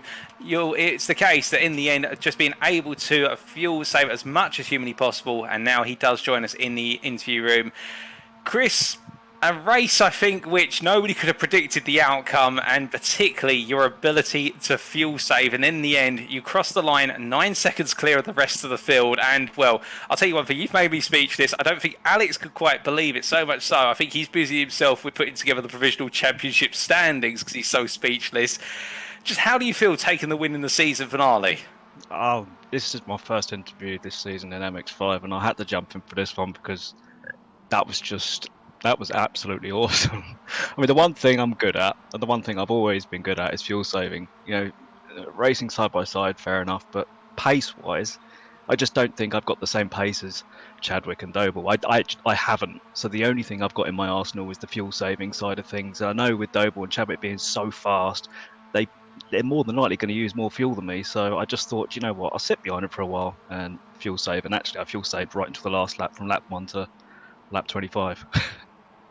Oh, indeed. And just take us through it. Throughout the race, we saw you back and forth in a pack of essentially 6 to 7 pro drivers, all of you jostling back and forth for position, but really playing the game of who was going to flinch first with the pit stop, who was doing the ultimate fuel saving. Just take us through what it was like there, because for so long, it seemed as though nobody really knew who was going to be the first one to come into the pits and whether we were going to see that second stop. Yeah, it was difficult. I knew Delman wasn't fuel saving, so I knew he'd be the first one in. So I sat behind him for quite a while, and then I think it was once everyone started jostling for position to get to the pit stop first, to get in front of each other, because everyone wants to get in front of each other before the pit stop phase. As soon as I came out the pits and I saw Chadwick leave the pits early, I knew he didn't have enough fuel. So I sat back and fuel saved quite heavily and dropped back off those two in that pack and joined the secondary pack to fuel save additionally. Indeed, in dropping back to that pack, in the end, it was the case you're able to do all that fuel save. And I do have to ask, were you always planning to do the one stop, or was that something that was identified as the race went on? I was always going to do it. I never had any intention of doing a two-stop right from the word go. I knew the one stop was on, but I knew you had to be seriously on it. I mean, I was dumping the clutch pretty much every braking zone, even through Porsche curves. Going into Porsche curves, I'm dumping the clutch. Coming out of the Porsche curves, I'm dumping the clutch. It was just non-stop. I didn't really feel like I was racing, if that makes sense. It was literally just, you know, we've got to get this on fumes to the end. Oh, most definitely. And well, in the end, it was fumes all the way to the end in that moment, crossing the line there. When we couldn't believe it when you were coming up to the Ford chicanes. We were wondering, had you run out of fuel? Had you just decided to turn the engine off and put the clutch in? But you made it across the line with a little bit of rev of the engine to show you still had a small amount of fuel left. But I do have to ask, with the result today taking the win, you may have realised already that does mean, as I understand it, you have secured second place in the Pro Championship. How's it feel to have finished there, given at the start of the season you announced quite openly that you've never really raced in the MX-5s before? To be honest, I'm over the moon. I kind of wanted a top 10 in the championship. That was my aim coming into it, because I'd never driven this. I mean, I've driven this car, but probably 3 years ago before I started driving the LMP. And then this is the first league I've entered in it. So yeah, it was a big learning curve starting out. I realised how much pace some of these guys had, so trying to keep up with them. So I knew I had to turn it on pretty quick in rounds 2 and 3 and put a bit of practice in. And yeah, I'm a bit shocked, to be honest. I kind of want to know how many points I was off the lead of the championship now. Well, I think Alex is hard at work at that and still making the calculations, but a fantastic performance throughout the season, and indeed a deserved second place finish when all is said and done. And just before we do let you go, is there anybody you'd like to say thank you to or give a shout out to live on air tonight? Yeah, just my teammates, the guys that are not in this league at all. They're always hard at work behind the scenes, racing for us in different leagues and stuff. So big shout out to my drivers, Mark Sykes Designs and NXTGEN Racing as well, for hosting such an awesome championship, and you guys for bringing a great broadcast as always.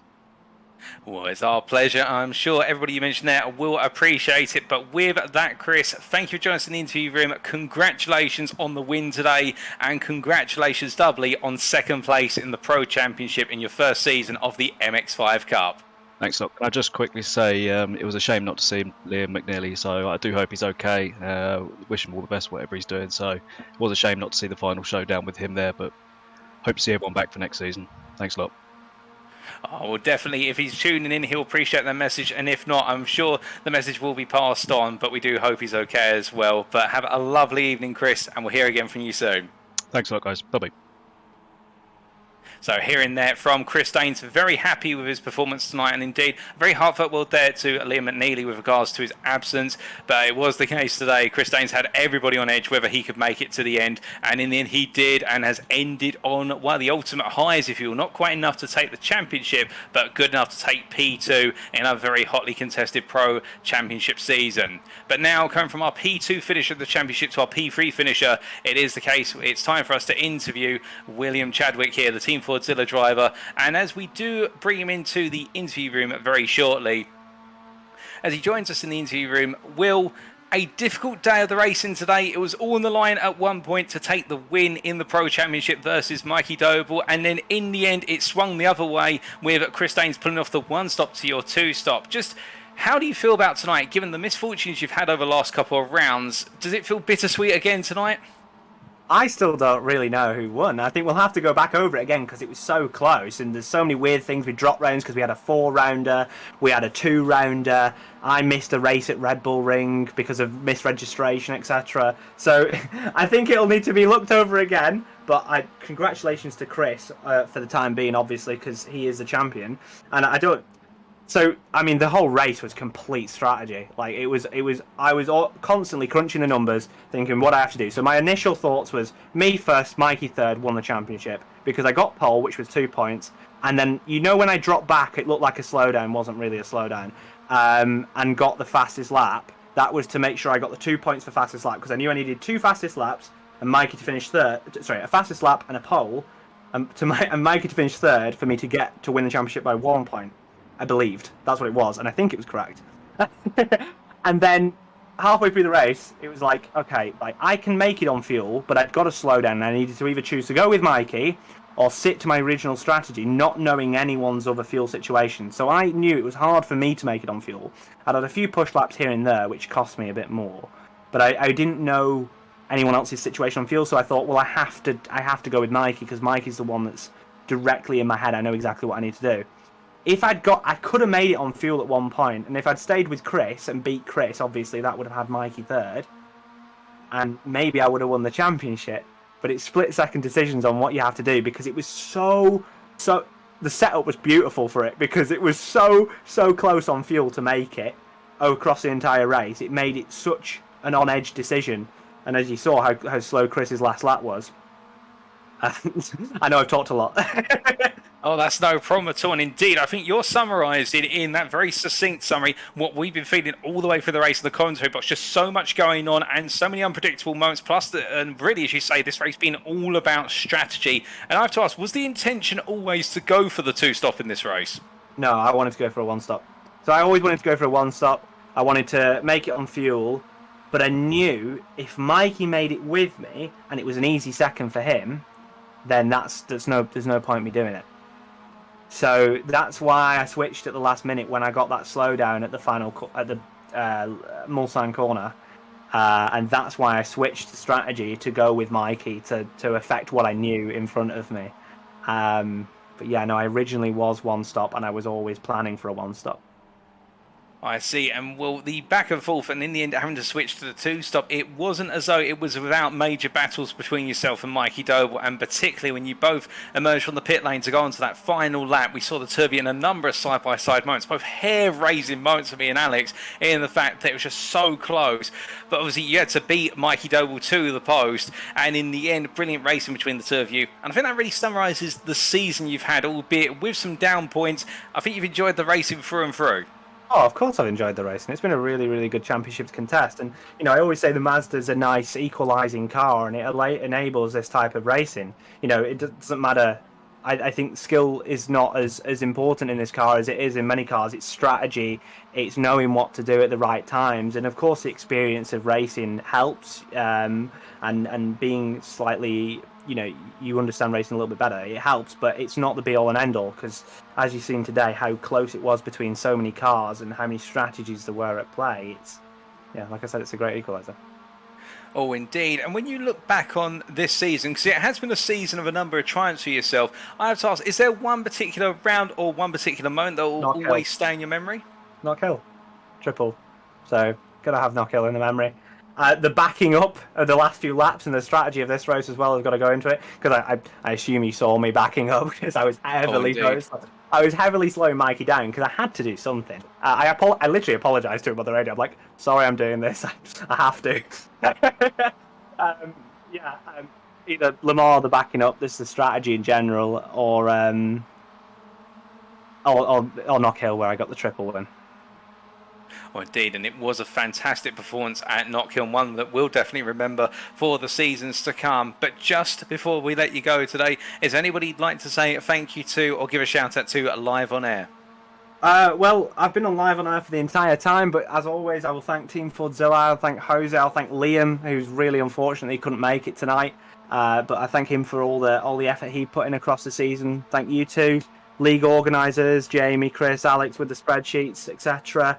And thank you everyone for making it such a good season.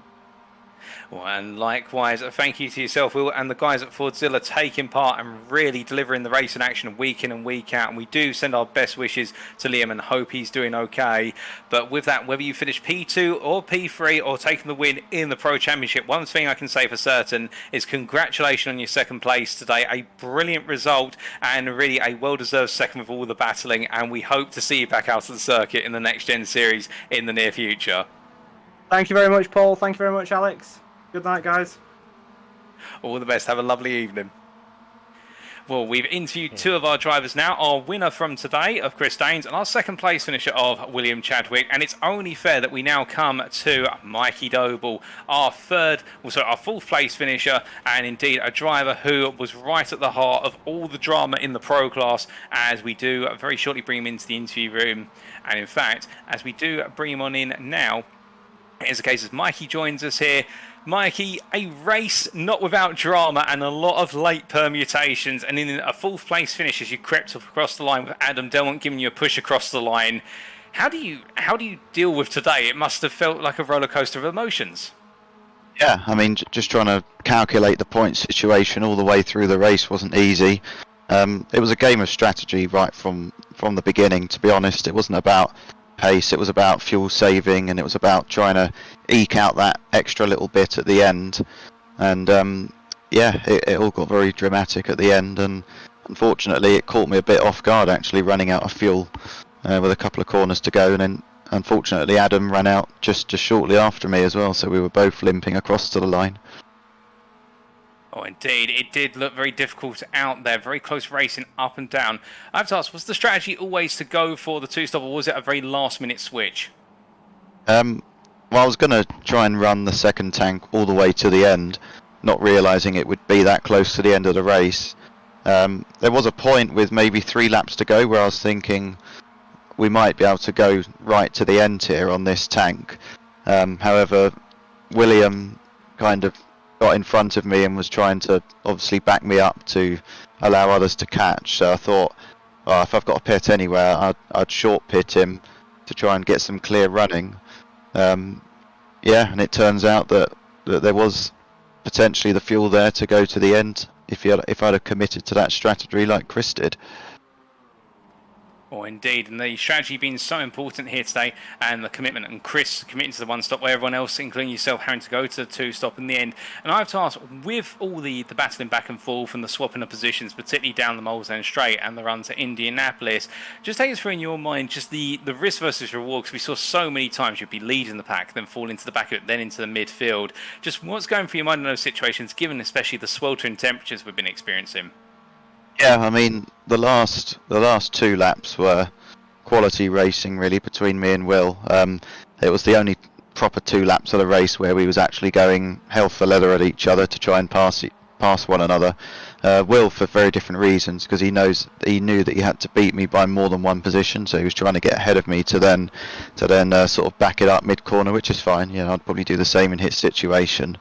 But yeah, I mean, I was trying to keep ahead of him to try and run the fastest lap time possible. I mean, thankfully enough, Adam was kind of on side during that race. I wasn't too worried about him passing me.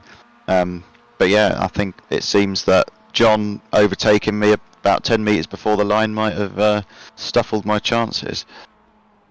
Well, indeed, I am hearing in my ear that we've still got a lot of clarification going on with regards to the Pro Championship, who's won and who's not, and we will have to wait for clarification regarding that. And in fact, we'll be taking a break very shortly after your interview to look into that a little bit further. But focusing on the here and now, with the championship season you had, of course, defending champion, there's been some fantastic races up and down the season with yourself right at the tip of the battling. And when you look back, have there been any rounds or races in particular that always stand out in your memory?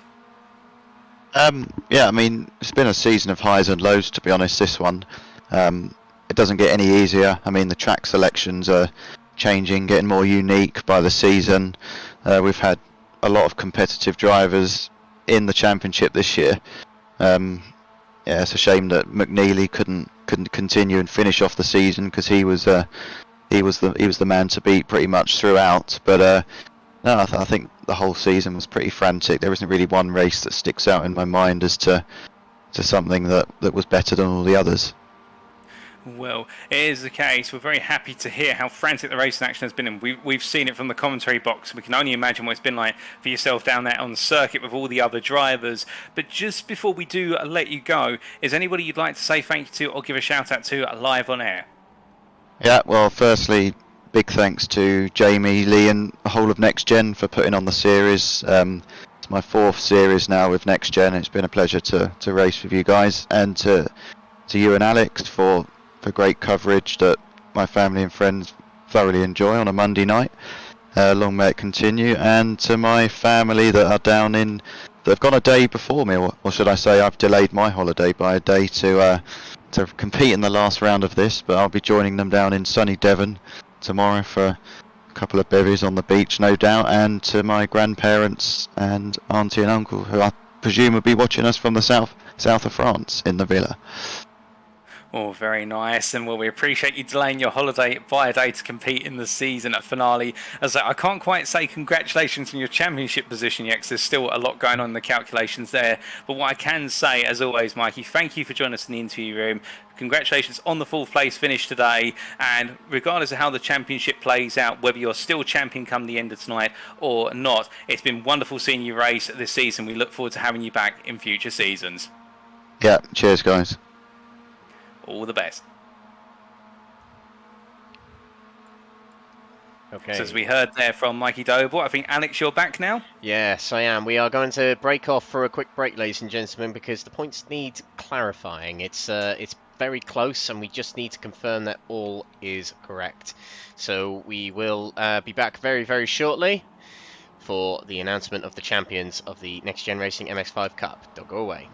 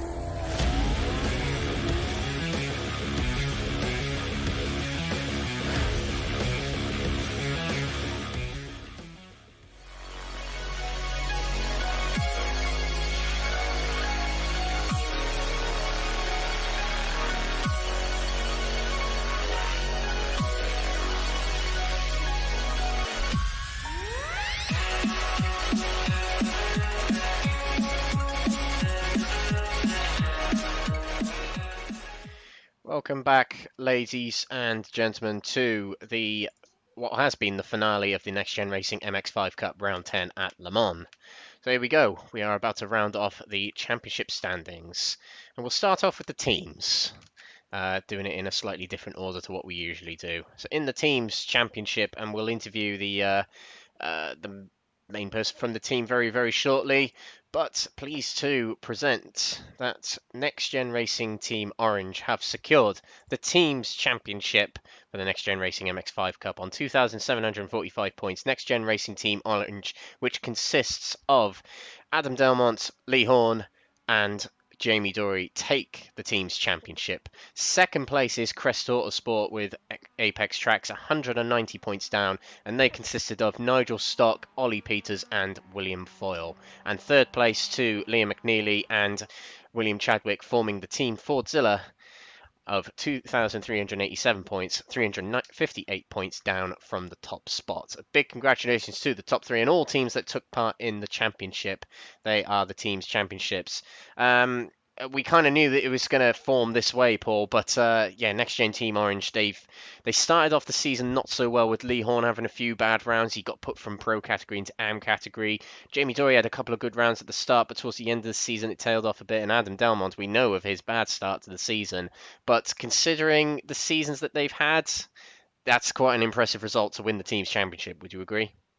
Oh, most definitely. And I really think it's a sign of, whilst they've all had their difficult moments, it's been very consistent across the team. And as the season has gone on, they've all gradually improved as a group. And tonight is an example of that. And particularly Adam Delman in the end pulling off that P5. I mean, it's testament just to how they've crept forward, whereas everybody else has either been stationary or fallen backwards slightly.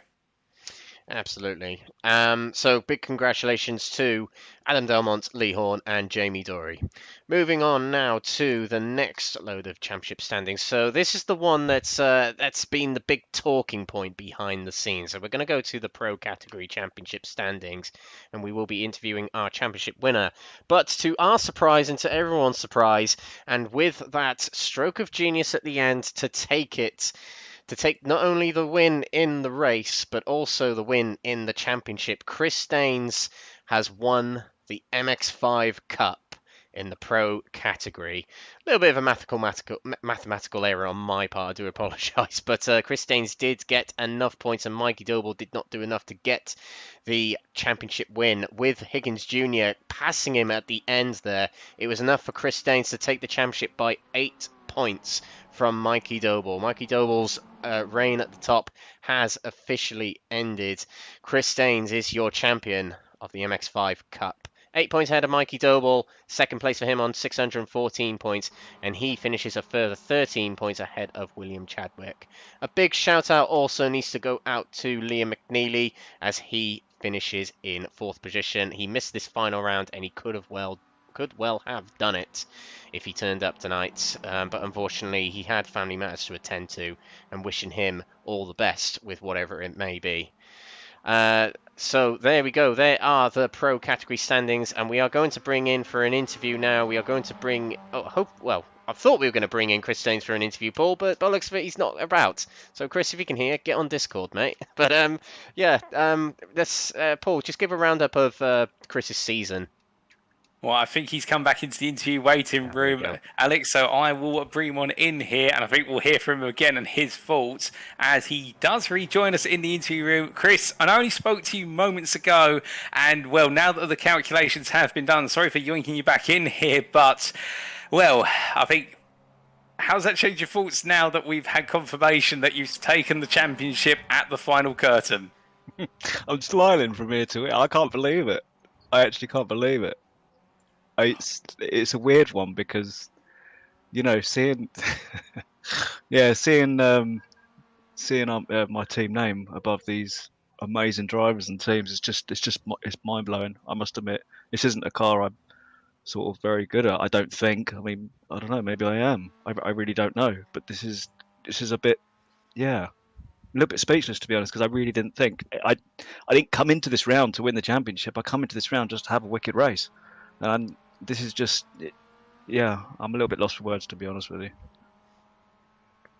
Oh, well, indeed, it is the case. Chris, you have snatched it at the final hurdle. And, well, Alex, I mean, I'm speechless just hearing from Chris Daines again. How about yourself? It must have been a very emotional end to that race. That must have been.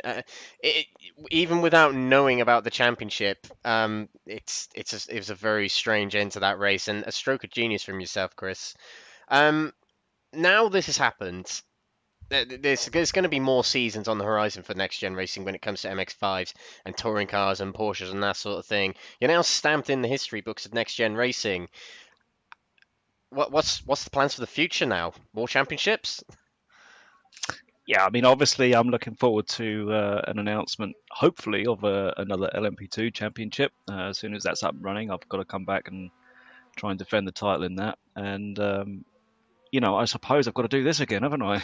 if there's another season, I suppose I've got to come back. So, with TCR, my drivers, Gavin Gardner from Verano Motorsport, I know there's a couple of other drivers that are going to do the TCR Championship there. So you'll see a few Verano drivers in the TCR Championship. Hopefully, I'm trying to get some drivers in the Porsche Championship as well. So I know there'll be a few drivers in that. But I personally won't be doing that because I really am not very good at those cars. So I don't want to embarrass myself too much in those.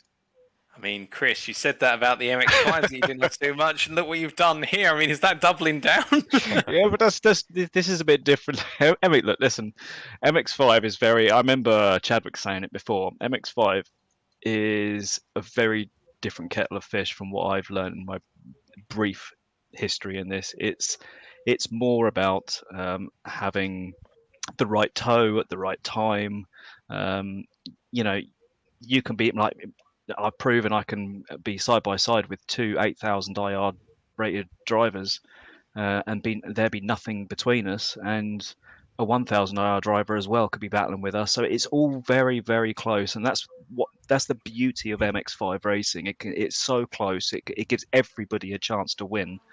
In any situation, providing they've got the right strategy behind them and the patience as well to sit in that slipstream and use it to the best possible advantage. I'm going off tangent a bit, but that's what I love about the MX-5s, I think, and I've sort of grown to really enjoy them actually.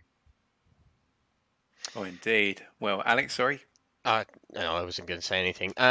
So yeah, Chris, hopefully see you back for future seasons in Next Gen Racing. But before anything, anybody want to give a further shout out to now the championship has been confirmed? Just everyone I said before, I think. I've had a lot of support from my drivers. I know I keep bigging up my drivers in Verano, but I have to because they do give me a lot of support, and that I always get a lot of praise from them for giving them the opportunity to race in my team as well. So I just want to give the last shout out to all my drivers because I know they watch my streams. They watch my races on your streams, and they do support me, and we all support each other. So it's just a big family of Verano Motorsport drivers here at the moment, and it's a really good feeling being involved in such a great community of guys. Great stuff, Chris. Well, congratulations, mate. You are the Next Gen Racing MX-5 Cup. Thank you very much, and we'll see you next season, hopefully. Yeah, that's crazy. Thanks a lot, guys. I appreciate it. Good stuff. Brilliant. You know what? I feel it's sad that we can't have 3 championship winners, or even 4 championship winners in this case, Paul. But it's made me quite happy to see Chris Daines lift up that trophy end of it all. Through the season he's had, the improvement he's had to go through this season is just phenomenal, isn't it? Oh, indeed, it's a testament that, and I'm not, when I say this, I don't mean it derogatory, that anybody can come through and take the championship crown in the end. And keep in mind, as he said there, battling with drivers with very high I ratings against a defending multi-time champion, and in the end of taking it to the line. And well, it just goes to show you sometimes you don't have to be the fastest, you just have to be the one with the right strategy at the right time. Yeah, exactly. Well, let's move on to our next load of championship results, and I believe you're going to read through this, Paul, but here come the AM category standings.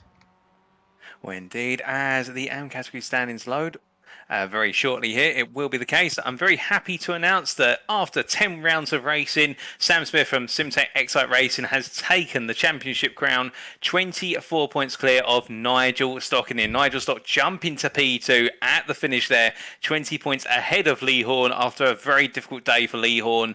And then Jamie Nicholson and William Foyle completing that top 5 with the case that Jamie Nicholson in the end with that 3rd place creeping into 4th place right at the finish there, and quite a surprise, but at the same time a very welcome one. That goes to show you, as we said, when he crossed the line, it's all about staying in it to win it and just keeping your head in the game. And then William Foyle jumping up to P5 right at the finish as well with that 2nd place when all was said and done, and a brilliant top 5 there, all very deserved. And Alan McCain in the end unfortunately missing out, finishing P6 as he wasn't able to make it to the finish line. But I'm sure Alan McCain will reflect on a season where those 426 points could have been a lot more, but there's always future seasons for him to make it into that top 5, Alex. Yeah, well, William Foyle, when he, I'm going to say, he burst onto the scene. I'm just going to try and find out what round he first came along on. William Foyle, because he didn't do all of the season, just to point out, ladies and gentlemen, he joined in. He missed the first 2 rounds. So, yeah, he missed Alton Park, Knockhill, and Red Bull Ring. So the 3 rounds he missed, and he still managed 5th in the championship. Had William Foyle taken part in the whole season, he may well have been in with a chance of the championship. So, good job to him indeed. Jamie Nicholson taking 4th in the end. You know what? That was a strange race for Jamie Nicholson. Not really in a chance of the top 5. And then 3rd comes for him in the race when he looked like he was going to finish, I think, 7th at one point.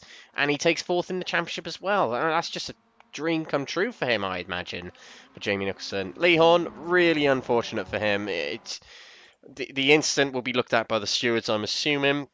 I'm not sure if it will go in the favour of Lee Horne or it'll affect anything like that, but I imagine he's pretty gutted about that. I know how Lee feels when these sort of thing happens, knowing him as a mate quite well.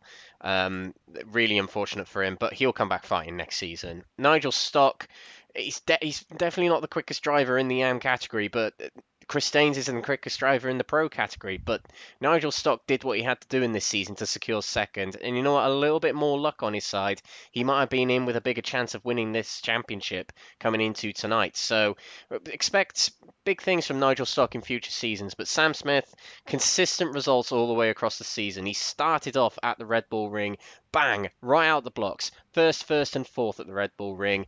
And he scored a lot of wins along the way to take his championship here. Thoroughly deserves it. Strong results. His race didn't go quite well tonight, but his season overall has been consistent and strong.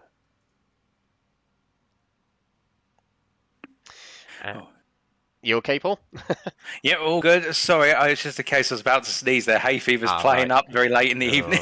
I know that feeling. Terrible yesterday for me as well. But yeah, there's the AM category championship standings rounded up. I'm wondering if we don't have Sam Smith available for an interview. I apologise, ladies and gentlemen, but congratulations to him and the Simtech Racing team for taking the AM category championship in the NXTGEN MX-5 Cup. I think we may be fresh out of interviews, Paul, so we may be able to wrap up very soon. Can you just confirm about interviews? Oh, the only driver who we do have who would be available for an interview would be Lee Horne, our 3rd place finisher in the AM Championship. I think it'd be just as much talking to him about that as it would be about the success of NXTGEN Racing Team Orange. Yes. Do you think we've got time to bring him on in? Yeah, go for it. Well, as he joins us in the interview room, Lee, a difficult day for yourself as an individual in the AM Championship in the end, not quite taking the result you wanted and sealing the championship. But on the flip side, NXTGEN Racing Team Orange taking the team's championship by a good margin. So a bit of a contrasting day of emotions, would you say? Yes, definitely. Good evening, gents. Hello, everyone else. Yeah, I'm a little bit frustrated, but I will say, first of all, congrats to Sam for taking the championship. I think he had a little bit of drama on the last lap because I seem to find a load of time because you probably saw what happened. I won't be putting anything to the stewards. I've had a quick look at it, talked to Dan as well. It's a bit of a racing incident, to be fair. I've moved slightly right. He's moved slightly left. Unfortunately, it's resulted in me being turned around when I was sat pretty ready to take the win in the AMs. I'm not quite sure whether it would have taken the title anyway, because it depended where Sam was going to finish.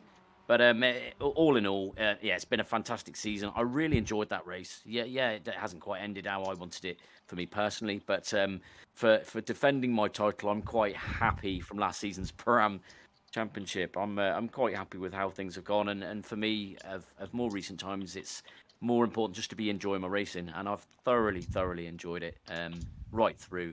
Having that battle with Dan and Jamie for a lot of the race was just so exciting. I loved it. It was really cool. Well, indeed, it did look as though you were enjoying it out there, it must be said, Lee, all the way through. And we saw throughout the race, initially this emphasis on the pack of AM drivers, yourself included, all slipstreaming and jostling for position. And then when yourself and Jamie went for that early pit stop to give yourself space, I would presume, was the aim always for it just to be the two of you running out there? And then Dan Skinner seemed to latch himself on with an opportunity, not one that you wanted to have happen. Yes, yeah, exactly that. It was, to be fair, and I'll give him all the credit, as I always do. I always thank him because he's so experienced with his racing and what he's done on iRacing. I take his advice on board, and it's always really good. And thanks to Jay for he suggested let's whip in now, and it was quite last minute, so we went in for that early pit stop, and that's what gave us the gap. We were then gaining on the two cars in front quite well, really pulling the gap down nicely. Just the two of us. We were just swapping over, obviously, doing the old slingshots past each other and picking up time for the guys in front. And that was helping me get away from the AMs behind. Then we came across Dan. Well, Dan initially had damage before his pit stop. And he was a little bit slower than us, but he could keep with us with the slipstream. And then when we tried to outmaneuver him by taking then a pit stop that he didn't. I don't know if you saw that, but we strategically let him get past us and then dove in the pits very late too. So we tried to pit differently to him. But it didn't quite work, and he came out right in front of us. We didn't get a very good outlap together, me and Jay, and as a result, then it was just battle royale then right through, and I became sort of Jamie's wingman like he was for me in the first half to try and help him, beat Dan, so to speak. But it just turned out to be a really good three-way battle between all of us, which was so much fun. I really enjoyed it. To be fair to Dan, he's messaged me and apologised.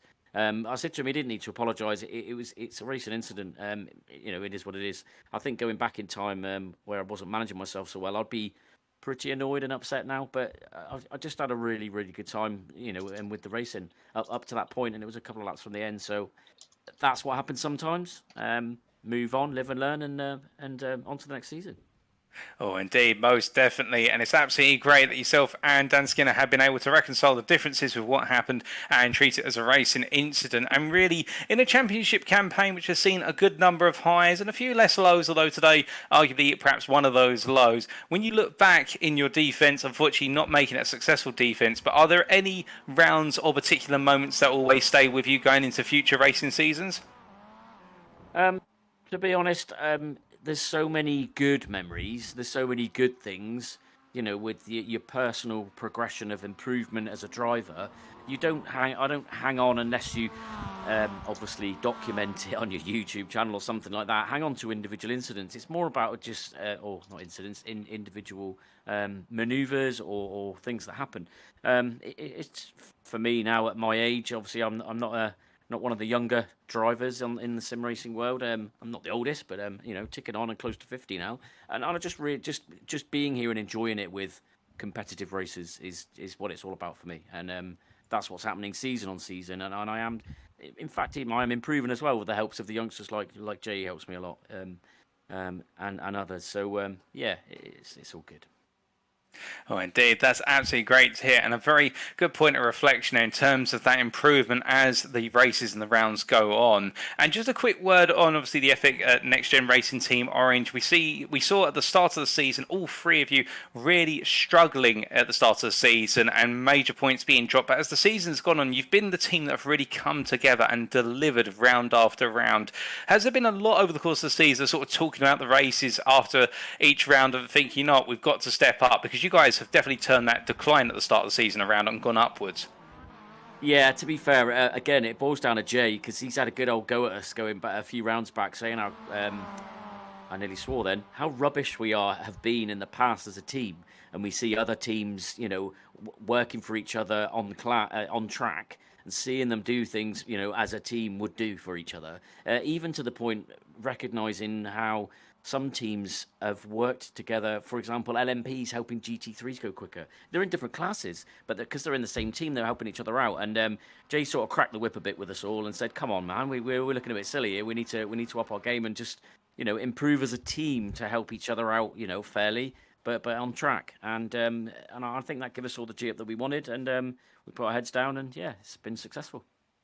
Oh, indeed. Well, it has been a success story, and you've been crowned teams champions for this second season, the MX-5 Cup, and congratulations in that regard. And just before we do let you go, Lee, is there anybody you'd like to give a shout out to or a thank you to live on air tonight? Well, yes, I'd like to thank the sponsors. Last time I was a little bit of in a bit of a daze, and I didn't really thank anybody, and I was a bit probably sounded a bit miserable. But no, it's always great to be supported by our sponsors: Mark Syke Designs, Thrustmaster, Farstar, PowerMax, Joyce Design, Next Level Racing, and IMB Race, where they support us, provide prizes. Yeah, we're still going to hopefully continue to work closely with them moving forward. Obviously, I'm going to thank Jamie again because he's been a massive help to me in this last good few months, maybe longer, where you have your lows. You've always got someone that helps you out and can give you a bit of guidance on track to help you find some time. And he's been a big help to me over the last, for a long time, but even more so over recent times. So thanks to Jamie as well. Oh, indeed. Well, I'm sure the sponsors will be very grateful. Indeed, Jamie will be grateful for the kind words on air. But with that, Lee, whilst it wasn't a successful title defence, it is the case that yourself, alongside your teammates, are champions in the Teams Championship for Season 2 of the MX-5 Cup. Congratulations, and we do look forward to seeing you out on circuit again in the near future. Brilliant, and thanks to you guys as well for the usual brilliant broadcasts. And yeah, good evening. Thanks very much. It's our pleasure, Lee. You have a lovely evening. Cheers. Bye-bye. Well, Alex, a difficult day for Lee in the end, but still, I think emerging from this one, a stronger racer for it. Yeah, I think so. Lee's had similar luck in the past when it comes to final round championship battles and that sort of thing. I think I recall one in the Legends a few seasons ago where he narrowly missed out on the AM or Pro-Am championship win. But he bounces back. He puts his motions behind him, and he bounces back and gets himself another championship out of it. He's done it on Race Room. He's done it on iRacing. He did it last season, the Pro-Am Championship in the MX-5. So no doubt he'll bounce back next season, whatever the next season is, MX-5s, touring cars, Porsches, whatever it is. But I do believe we can move on to our final interview of the night, and this will round up the broadcast. We have decided to bring in our league host for the season. We're bringing in Jamie Dory to chat to us now as we're about to tail off for the end of the season.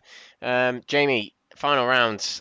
It's been a phenomenal season with close championship battles, close racing. Every single race was exciting. How are you feeling with the championship done and dusted now? Yeah, I'm over the moon. It's exactly what the MX-5 set out to do. Is close, compact racing where final lap, final corner, anyone can win, realistically. Yeah, it's done exactly what I achieved, and I'm over the moon with it.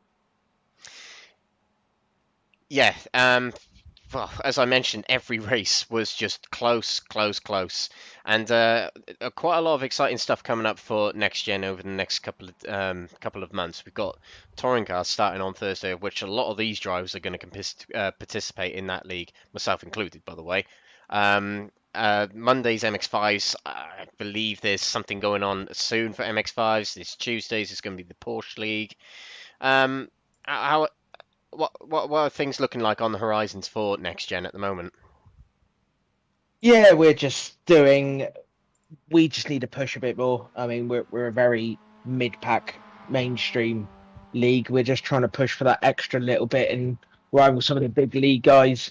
So yeah, we're just trying to cram a few more leagues in and just try and make it appealing to the masses, really. Potential talks of open wheelers and stuff like this. It's just trying to get a good group on everything, and everyone who can race or enjoy racing, enjoy sim racing, come along and join. It's open for all.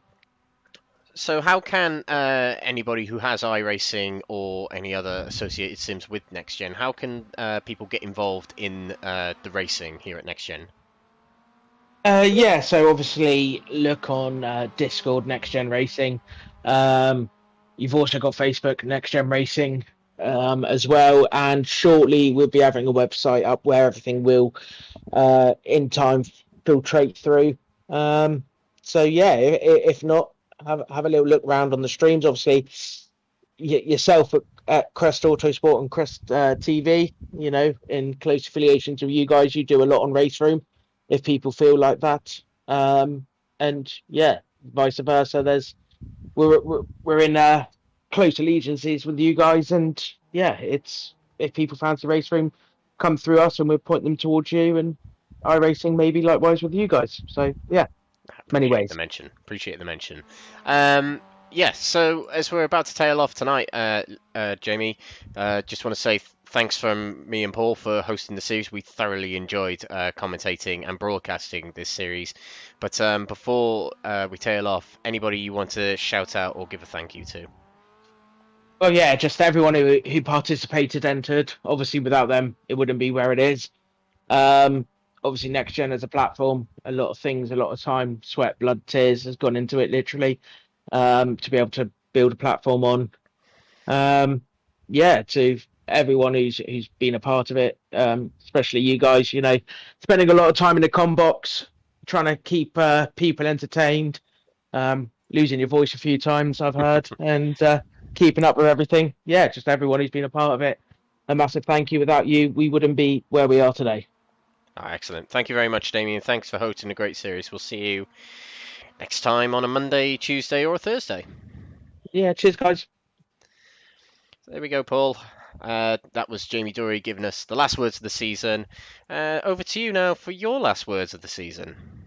Oh, goodness me, Alex. I mean, you put me on the spot here. I think it's the case that it's been a fantastic second season in the MX-5 Cup. We did have some moments where we experimented and perhaps that experimentation didn't work out, say at Daytona, but still, you've got to try and break new ground. And I think Season 2 has definitely been a step up from Season 1. We saw both classes literally in championship battles all the way to the end. And in the end, whilst the AM Championship saw perhaps its expected winner take the championship crown, nobody could have predicted that in the end of the Pro Class, Chris Daines would jump to the top, and that's what makes a brilliant season, because in the end, even the favourites can fall at the final, and that's what we love to see in motorsport. And even the commentators can get the points wrong off the top of their head. Even that can happen. But yeah, last words from me. Thank you to everyone that's been watching on the channels, watching on Crest Autosport TV on YouTube and Twitch, as well as Next Gen Racing TV. There's been some notable people who've been engaging in the live streams, particularly Katie Eames, Mikey Doble's family watching on. Loads of people have been watching. Sorry if I haven't named anyone in particular, but thank you very much for supporting the channels, and thank you for supporting the series as well, ladies and gentlemen. This has been the Next Gen Racing MX-5 Cup, the final round of the championship, round 10 at Le Mans. Your champions are Chris Daines, Sam Smith, and Next Gen Racing Team Orange. It's been a dramatic final round, an exciting final round to end the season, but do join us back on the channels to watch Monday night MX-5 racing in the future, as well as Tuesday night Next Gen Racing, Porsche racing, and touring car racing on Tuesdays. Thank you for watching, and good night.